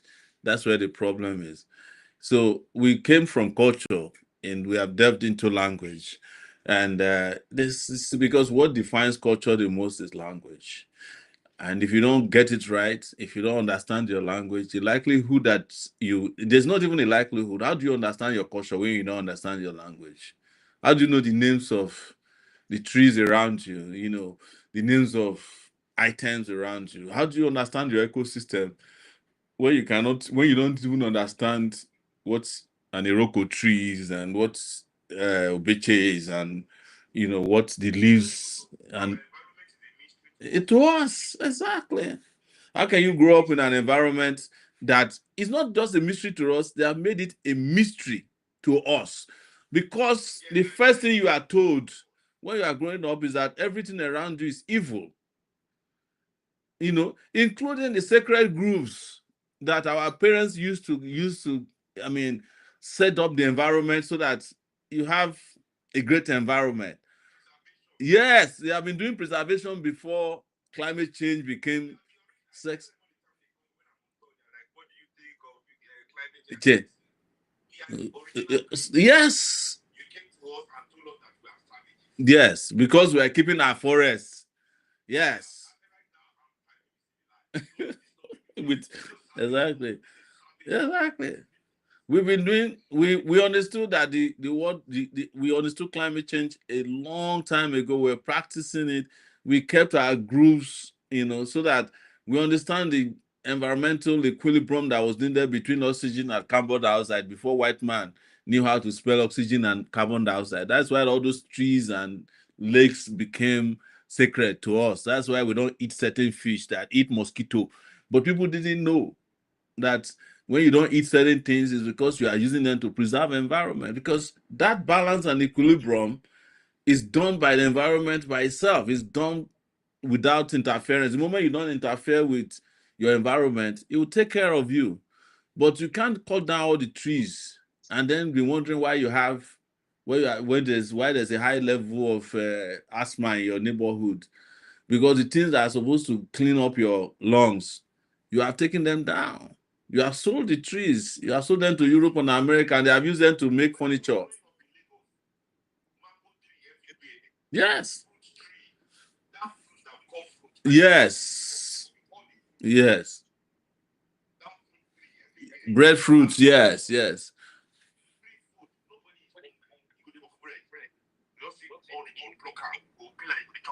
Yes. Tangerine. Yes. None anymore. Cashew. Cashew. We cut off all our cashew trees. Now we are buying cashew from China. Alrighty. Because they added salt and curry and thyme to cashew. We call it back. I'm sorry. So sorry, please. Let's not try and derail this space, okay? No, boy, they shoot my belly. Thank you. I know, me too. All right. We'll have the lady. I don't know. You have no name. Oh, hello. Hi. Hi. Your name, please. Sorry, at least so we know who's speaking. You can call me Yuki. Yuki. Okay. Nice to meet you. Nice to meet you too. I'm so happy to be here to be listening to the great talking today. I have a request more than a question, and my request is, can either of Sowore or Seun Kuti draw me a line, take me on a journey from here to becoming the world capital of the world. And this is a delicate mission because you need to anticipate for all the obstacles. For example, if we knew that they were going to send thugs during the EndSARS, maybe we would have moved it a bit differently. And we must also remember that we own the cloud, they own the ground. That's what's happened. The youth of Nigeria, we own the cloud, we own the internet space, we own social media, we own everything that's internet related because we're the one that run it. They own the ground, and so they can put their borders and put whatever they want there. But we own the cloud, so we can talk to somebody from South Africa, we can talk to somebody from Kenya, we can talk to somebody from Ghana. So I want a detailed journey from here to wealth capital. That means this person should post at so time, and that person should post at this other time. What can we do? How do we use content and AI? Fela, it was music at the last time. In our time, it's content, and content is very powerful. So how do we use these weapons technically, strategically, intelligently to get to where we need to get to fast, so that by 2027, even the boys, the articles and all the people of our time, they will just say they don't want to run anymore. They don't want to lead us. We're ungovernable. That's what we want to get to. And that's what all this conversation has been about today. So what can we do strategically? Thank you. Can I take? Go ahead. You can either go far and go far. You can't do both. In liberation work, in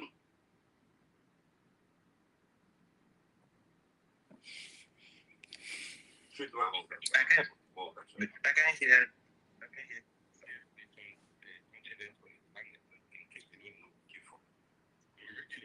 Africa, the wealthiest going on is that certain people have our wealth. Now they have to recreate that wealth. The wealth you already have looking for. What is the meaning of wealth? Capital. It means that you as African people still are not willing to sacrifice your talent for your own. Hence, you are thinking you need to create some abstract wealth that you already have in abundance. There's no straight line towards us liberating ourselves in Africa. There will definitely be setbacks, there will be meanderings, there will be going around in circles. But the thing that there must always be is a clear vision. There might be errors in the application of it in certain aspects, but there must be a clear vision of how we get it real quickly. The relationship between the Nigerian elites, the Nigerian people, and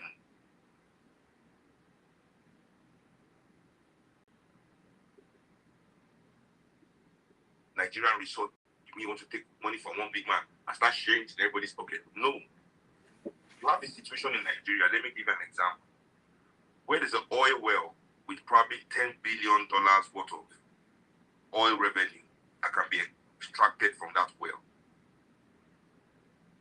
Around, issue a license and sell it to one of their friends in their class. In the so-called business mogul elites. You sell it to him for $50 million, something that is worth 10 billion, mind you. To be sold to him for 50 million as a Nigerian to develop his country. Now it is his own. It doesn't belong to us. Development that you will call a European and then sell it to that European at the right price. 10 billion. Making a profit of 9.95 billion for himself. 10.95 billion going to education in that community that he extracted that wealth from, building the roads, building their healthcare, employing the youth, creating job centers, the things that billions of dollars should be used for. No, he pockets it and buys a new car and shows you on the internet that you say you control the cloud. Post it there. Everybody will be praising him and be asking, why is my own father not so smart? Is that the wealth we are looking to create? What Nigeria needs to mass wealth mixture, where such shenanigans, Nigerian wealth, where that which is everybody is used for everybody. I'm not in the world chase wealth. I mean, want to restore dignity. That's what is missing in the last. We don't need more wealthy people. Wealthy people are an anomaly in the world. What the world needs is a world where people have dignity. The resources of Africa is enough to create a dignified existence for every African. I don't do this because I want to be living in the wealth capital of the world. No, I do this because it hurts me when I see African children running around with fat clothes on the streets. When I see African men having to sell their humanity and dignity into this people that are not even worth anything. That African women are reduced to that can be cheapened into. Don't even want to use the word in a serious conversation like this. The way our women are projected in the world, the way our men are, their entire identity is criminalized. You might, even if you get promotion, you be thief. But if you like thief, you want to do like thief. You want to do like gangster. You know, be gangster. You earn money legitimately. You still want to do because you. I'm in the struggle is probably different from why you're in the struggle, and that does not negate or invalidate your things. Then I cannot give you any trajectory to being a technique garden because that's not why I'm doing this, you know. Sean, can I just jump in quickly also? Mine was to address his question about NSAS, that we had a cloud and some people had a ground. Actually, we had a ground and also the cloud. But you see, the reason we are back to the conversation we are having tonight is because we always leave our decisions to be made for us by people who don't understand the cloud and who don't understand the ground.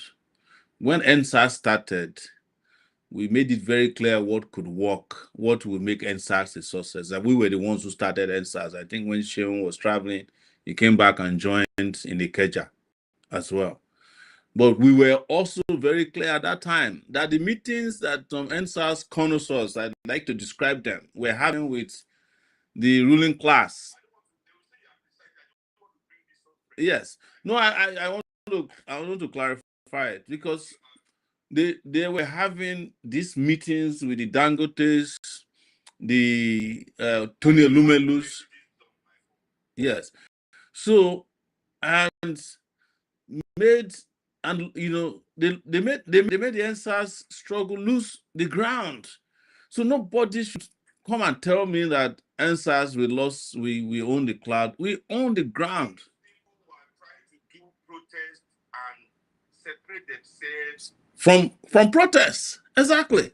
So even after the poor people that operate online. Yes. Are not part of NSAS. Yes.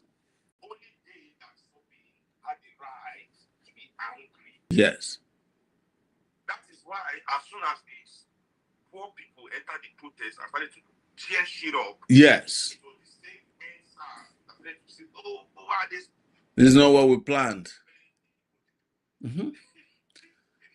And it's the same NSAS connoisseurs that were informed in advance that the system was coming to deal with the poor people who had now taken over NSAS, the people who had the ground.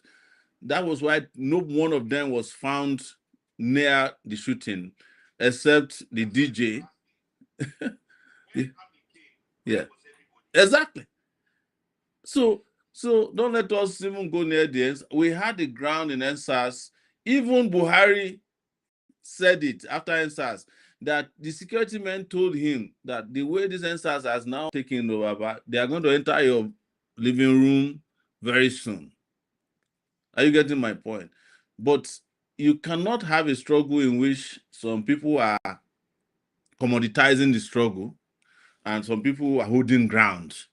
And the commoditizers, if there's a word like that, are the ones who want to be on the glossy front page of all the magazines that were claiming that they were the ones who started and ran NSAS, and they were the ones who wanted to speak for NSAS. Majority of the people, yes, majority of the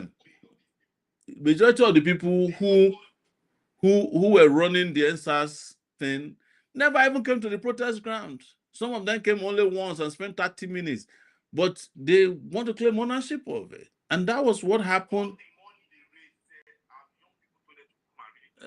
They can never give it. They folded the next day now. The day after, I don't even think they lasted 2 days after, 1 day after the shooting. They had all folded. We don't hear of them anymore. So Maybe one day, yes, all the money disappeared. So we had a ground. I just want to clarify that nobody lost ground. We had a cloud, we had a ground. But as Sharon rightly mentioned, and I want to also reiterate, this idea of becoming the wealth capital of the world is an oxymoron. We already have the wealth, and we're already the capital of the world. As a matter of fact, as a geographer, I tell people, Africa, where we are in Africa, is where the Greenwich Meridian crosses the equator. We are in the center of the world, geographically speaking. Equator and the Greenwich Meridian passes through Ghana, between Ghana and Nigeria. That is, if you put X, if you put the plus sign over the map of the world, we are the center, and that's where most of the we did where the Greenwich Meridian cross the equator, and there we did. And there cannot be a more strategic place in the world. Are you getting my point? If the world will end today, the likelihood that the only place that will survive in the world is where we are. Because the sun is expanding, and one day it's going to get to the earth. But we are the place where that is unlikely to happen. But that's that's not necessary conversation for today. But it's just to respond to, and we have spoken about this. Wealth redistribution is a solution to our poverty. Like Shehu mentioned, somebody will get an oil block that has $10 billion worth of oil in it. You sell it to him for 50 million. He doesn't even pay tax to you. He doesn't even pay royalties. He doesn't pay signature bonus that everybody is supposed to pay. If he has to pay signature bonus, it's the federal government that will also be his guarantor to go and collect the loan to come and pay signature bonus. As soon as he gets the loan, he refuses to pay the signature bonus because it's connected. But at the end of the day, he will take that piece of paper to Europe. Europe will buy the OPL from him, the license from him for the amount, and then he will start buying cars. You know that the OPL 245 that has been a controversy. Do you know that in the last 10 years, they have sold and resold that OPL, the oil cannot finish. They sold to NI, they sold to Shell, they are, yes. Yes. Yes. Of course, now. The 244 day now. No, yes. Or make you look at the ones that are adjacent to that's adjacent and perpendicular to 245. You go imagine the kind of oil we go did there. Yes. So all these OPLs are there. You understand? And apart from OPLO, there's another one. I forget the name because this one is operating license. There's another one. There's another OP. But whatever the OP is, the full name now other people's property. Are you getting? It's not our property. That's why they start the thing with OP. They call them operating license. No be operating now other people's property license. That be the real meaning of OPL, because it's never for the people of the country. But you imagine OPL alone, the amount of money that is supposed to come to it is enough to put the Niger Delta region to compete better than Amsterdam in terms of the aesthetics of the Niger Delta, just OPL 245. But the person, yeah. But I said in the last 10, it's not even 10 since 20, they have been selling and reselling OPL 245 since Obasanjo came to power, 1999. They had controversy 2003, 2007. The man who they gave this OPL 245 came during since Abacha's time. You can imagine for one oil license to have become so contentious is. How many governments? The number of governments that have been through OPL 245, it could not reach number of presidents. It started from Abacha, from Abacha to, because Abacha gave it to Etiebet, Abdul Salam collected it. Then Obasanjo, no, I think Etiebet and Abdul Salam, they do business with him. They share the profit. Then Obasanjo collected it. Then Yaradua came, restored it. Then Jonathan wanted to. It was Jonathan that was trying to share part of it. They now collected some bribe. Now their way I would lose. You get my point. So from there again, it has just been resolved by Emiloko now. Emiloko has also collected his own. They are restoring it back to NI. Part of it is sold to Shell. You can imagine what is in that OPL for them to keep just selling it. And somebody even just wrote a book about OPL 245. They launched the book last week. You get my point. Even the person who write a book about himself don't become billionaire. Just writing a book about OPL 245. So OPL 245 alone, if it's the only oil block in this country, just OPL 245 is enough to develop the Niger Delta region, to make it have all the infrastructure, the education, healthcare center, yes, and to provide employment for thousands and thousands of youth. Having a plan for a world-class healthcare system for Nigerian people. 774 local governments.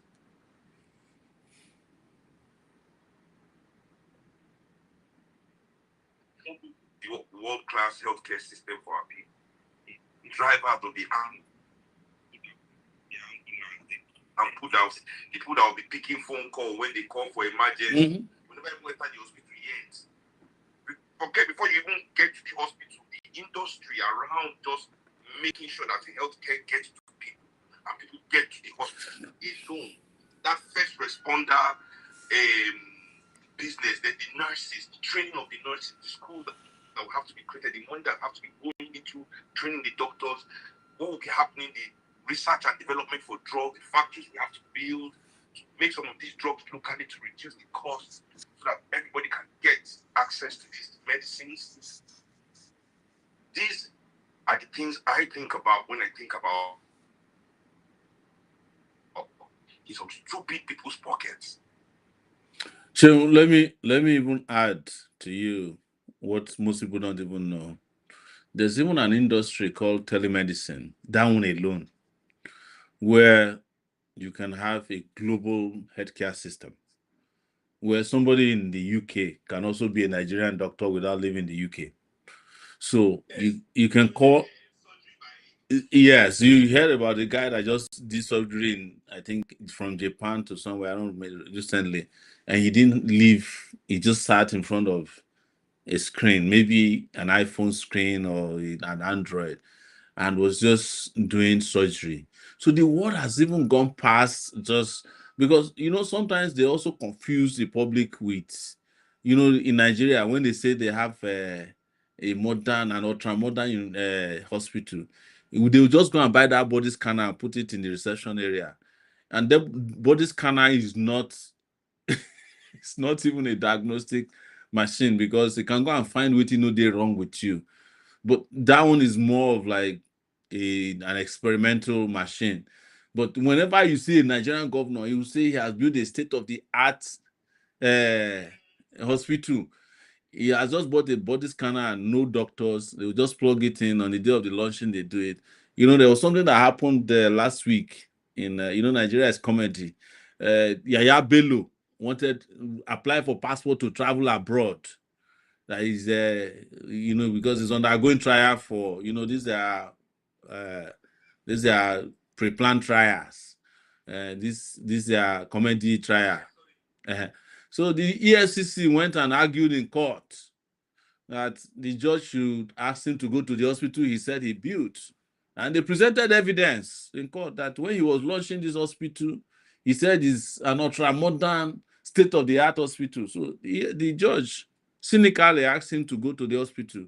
Yaya Bello has not entered the state since that time.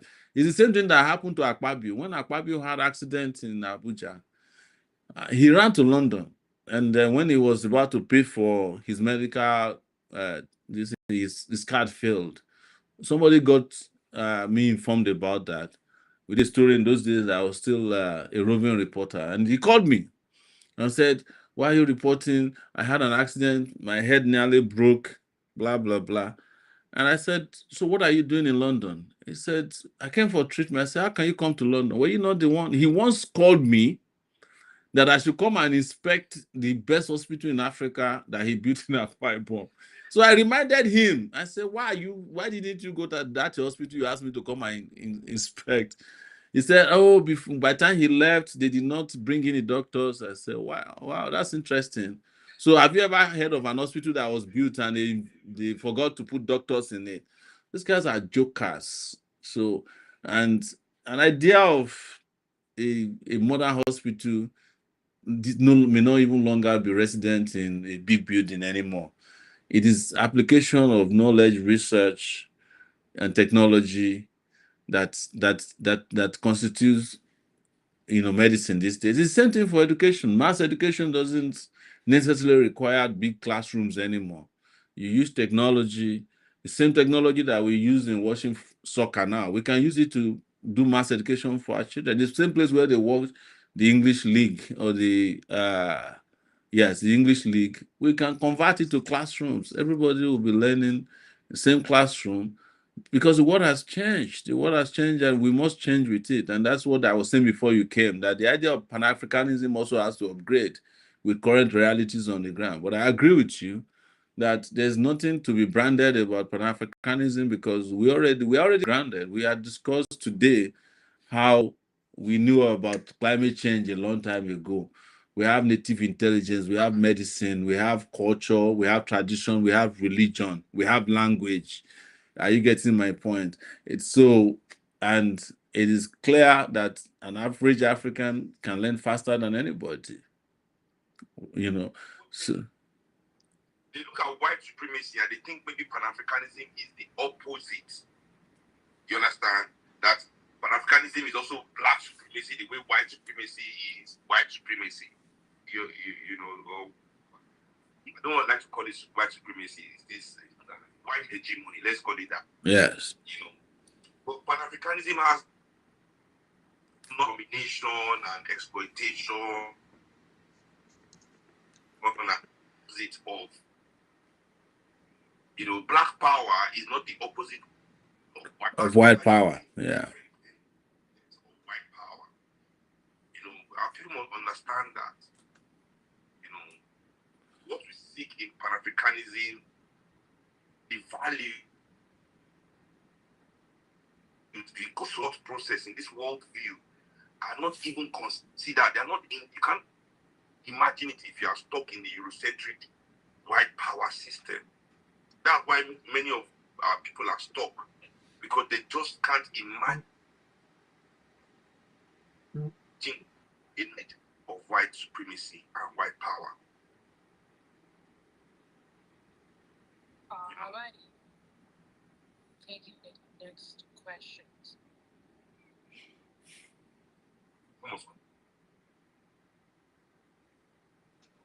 All right, thank you. Anyway, any other question? Because it's almost 2 a.m. Almost 2 a.m. here.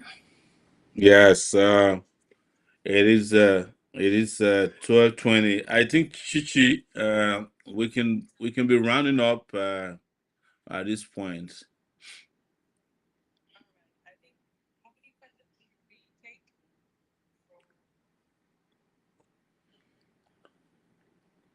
It's I don't know if anybody has further questions, but if they do, they can always indicate. But I think we should just figure out how to wrap up because I'm sure Sheung has a lot to do in Europe, and we have a lot to do on the ground here too. So, I'm just tired from a long day, Baba. I trust you. I flew from Bari, but I played in Otranto. Yeah. Well, there are plenty of people who are here from Europe, so you can do free adverts while you're here. Where you play next? my next show. I can't hear him. Thanks, guys. They don't flag your internet. They don't want to make you advertise.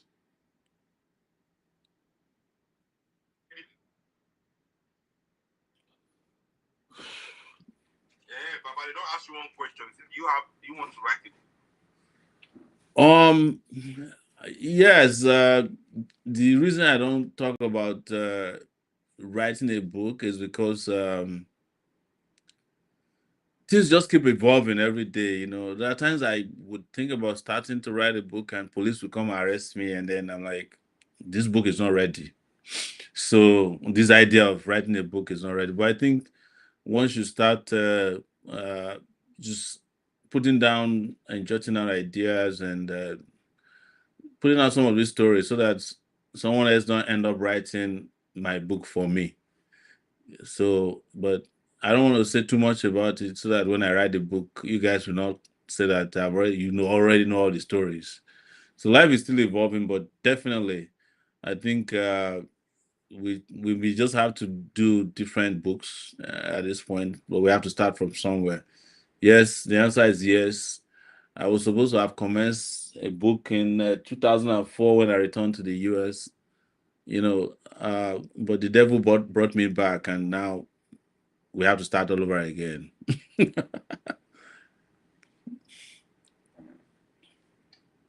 right. Baba, sure. Yes. So you have dropped from X. Oh, I dropped from X? Yes. Oh, that's correct. Yes. Oh, that's strange. I thought I was still on X. Okay. Everybody can hear. All right, let's have next questions quickly. Alaba, I'm so sorry. We have been waiting for a while, but please ask your question. Let's make it one, please. Let's make it one. Yeah. So nice. This is Alaba Ferreira, the movement review. My question is one for Sobore and one for you. For Sobore, somebody once said, and I agree with that person, that the biggest, one of the finest revolutionary work you've done is the establishment of the Sahara Reports. I agree with that person because we are now in the age of the internet, and I believe that this internet age is what we're going to use as our weapon against our oppressed people. So my question for you, without beating around, because time has gone, because the way that is I wanted to talk about the clouds, the land. I wanted to say we didn't have cloud or land. We have weapons pointed on our head. And that all those who are talking about culture, they need to go know about the culture. And all these leftist centuries and all this white man identity they want to put on his models. Anyway, my question for you is this. Actually, we have three problems: collective silence, enemies within, which are white, degrees and PhD, and the ruiners themselves, which are the big men. So you have been fighting the big man, you and all those big microphones.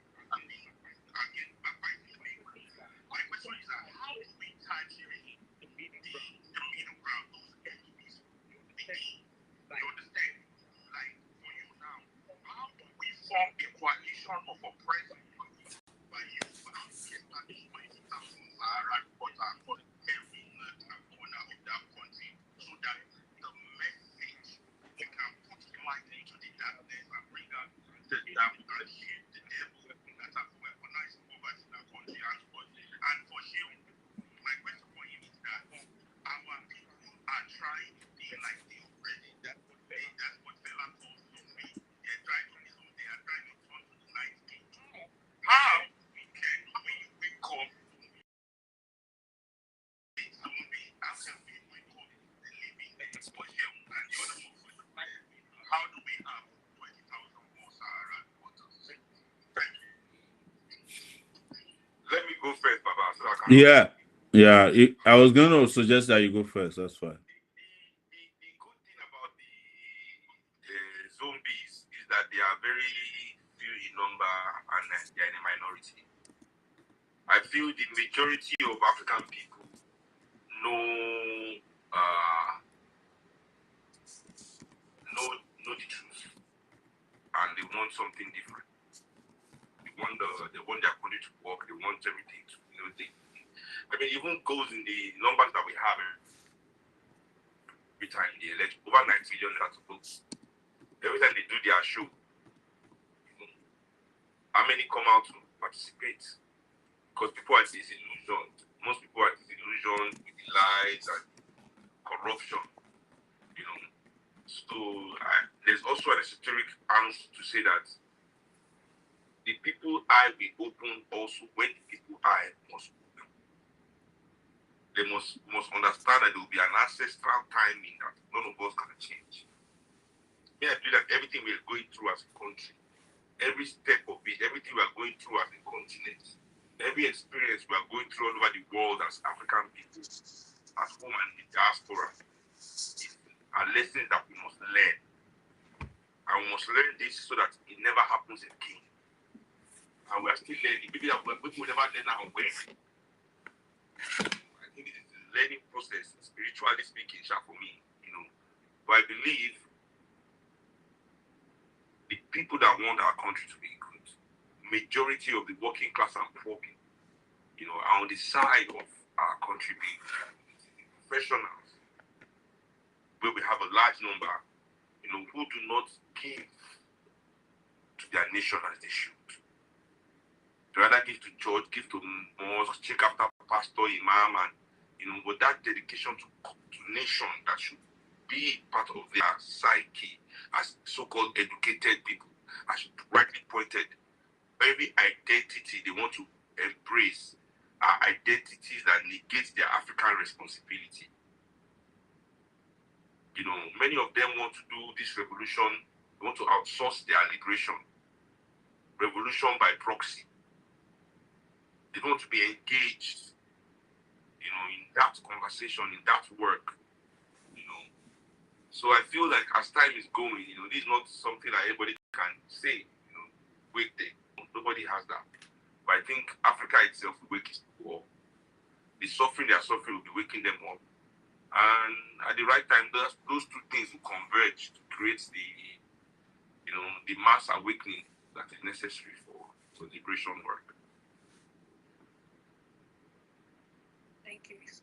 There are like 303 people on this thing now in this life. How many of them are donating to our political parties this week? How many of them are going to donate to our political party this week? Because these things that people want to see happen, this awakening, this mass education, all these things, it's not free. It's not just going to happen because we are fighting for freedom doesn't mean the things that will bring it are free.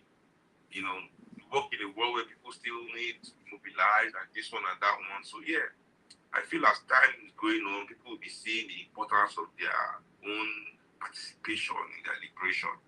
And towards that work that we're all doing together, a mass awakening come about, But I don't think it's overnight.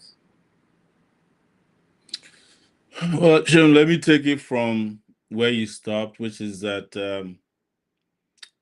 if people of Africa are currently investing in their enslavement, we must also transition into investing in our liberation. It is Sunday already, and I'm sure some of the people, yes, they are preparing as we're speaking, they're shining their shoes, ironing their clothes to go and give money to the people who will make sure that they don't live a great life. People who have outsourced their well-being or the real life they should live to oblivion, cosmos. I argue a lot with our Christian brothers and sisters that even by the standard of their Bible, God was living somewhere before he created earth and heaven, or heaven and earth, according to them. But if he wanted people to live in heaven, he wouldn't have created the earth. And the Bible they carry around is very clear. They said in Yoruba, they say erupe. That means the moment you die, you become matter. That is gas. Part of it will be gas. That's the first to escape. And then the second aspect will be liquid. Your body will start dissolving, and then there will be solids, which is the bones that will be left, which is what keeps the earth strong. Your Bible already said that. So why is anybody deceiving you that somebody is going to wake you up and all of you will be 30-year-olds and then you are going to rise into the space? If people who die rise into the space, planes will be crashing into everybody that is going to heaven every day. The skies will not be safe. But it is how people invest in their enslavement. Now it's time to invest your energy, your expertise, and your commitment to your liberation. That is the question Alaba was asking about how we can mobilize the middle class. But my worry is that the moment you call somebody middle class, you have also placed them in a place where they don't want to have responsibility, because it's should be a middle class now. So I am not poor. Exactly. But now so that they classify, they say middle class. A middle class no there anywhere. Middle class now person where they use credits to live in life, but you never pay the money back. That's the people they call middle class. The real working class people are not necessarily classified as middle class, because a farmer who is working is a working class person. Even a banker where they work, but the moment you start classifying them like that, you are already creating the confusion that we are trying to correct. But to Ferrera's question about how can we create 1,000 of Sahara reporters, you see, our enemies are not using Sahara reporters alone to attack us. So we cannot have one single strategy to get back at our enemy. There has to be Sahara reporters, there has to be some other activities, boots on the ground, offline, online, anywhere we can meet them and take care of that very dangerous political class is where we must go. When I started Sahara Reporters, people didn't believe in it.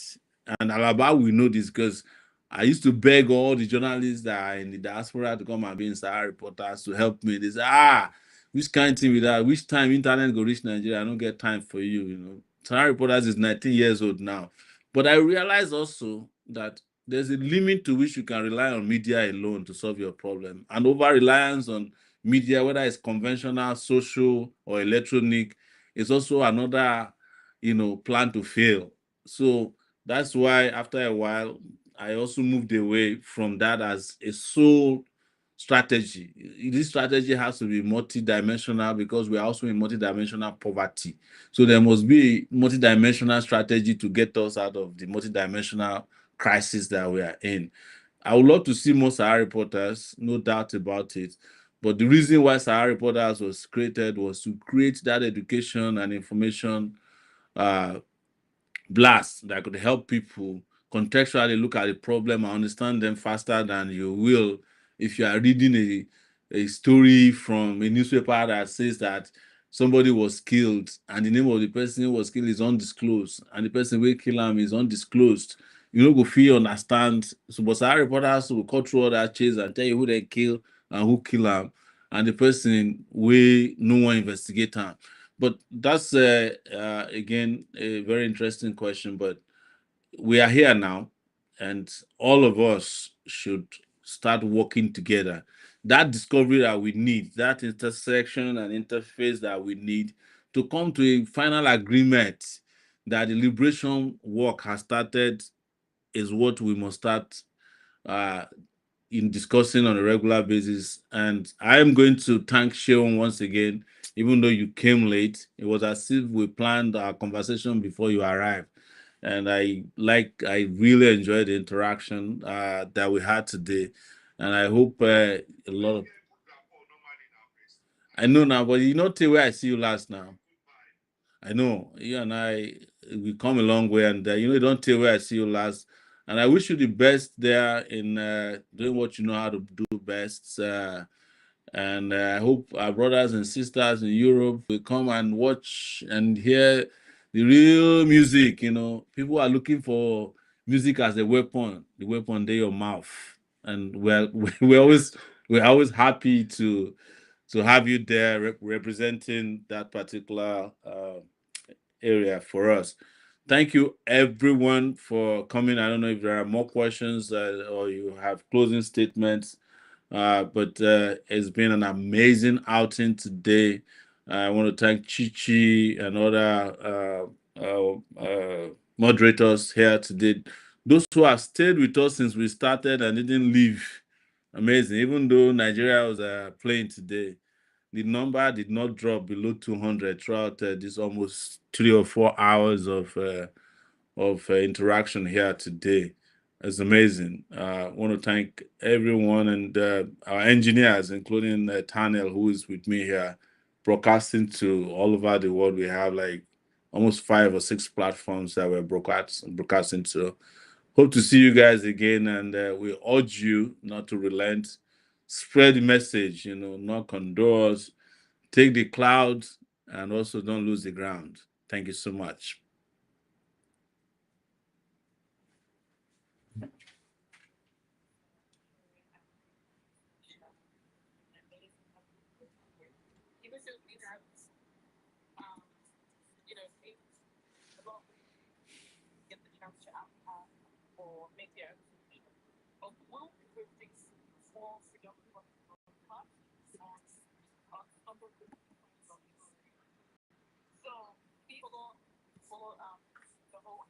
Follow the page and follow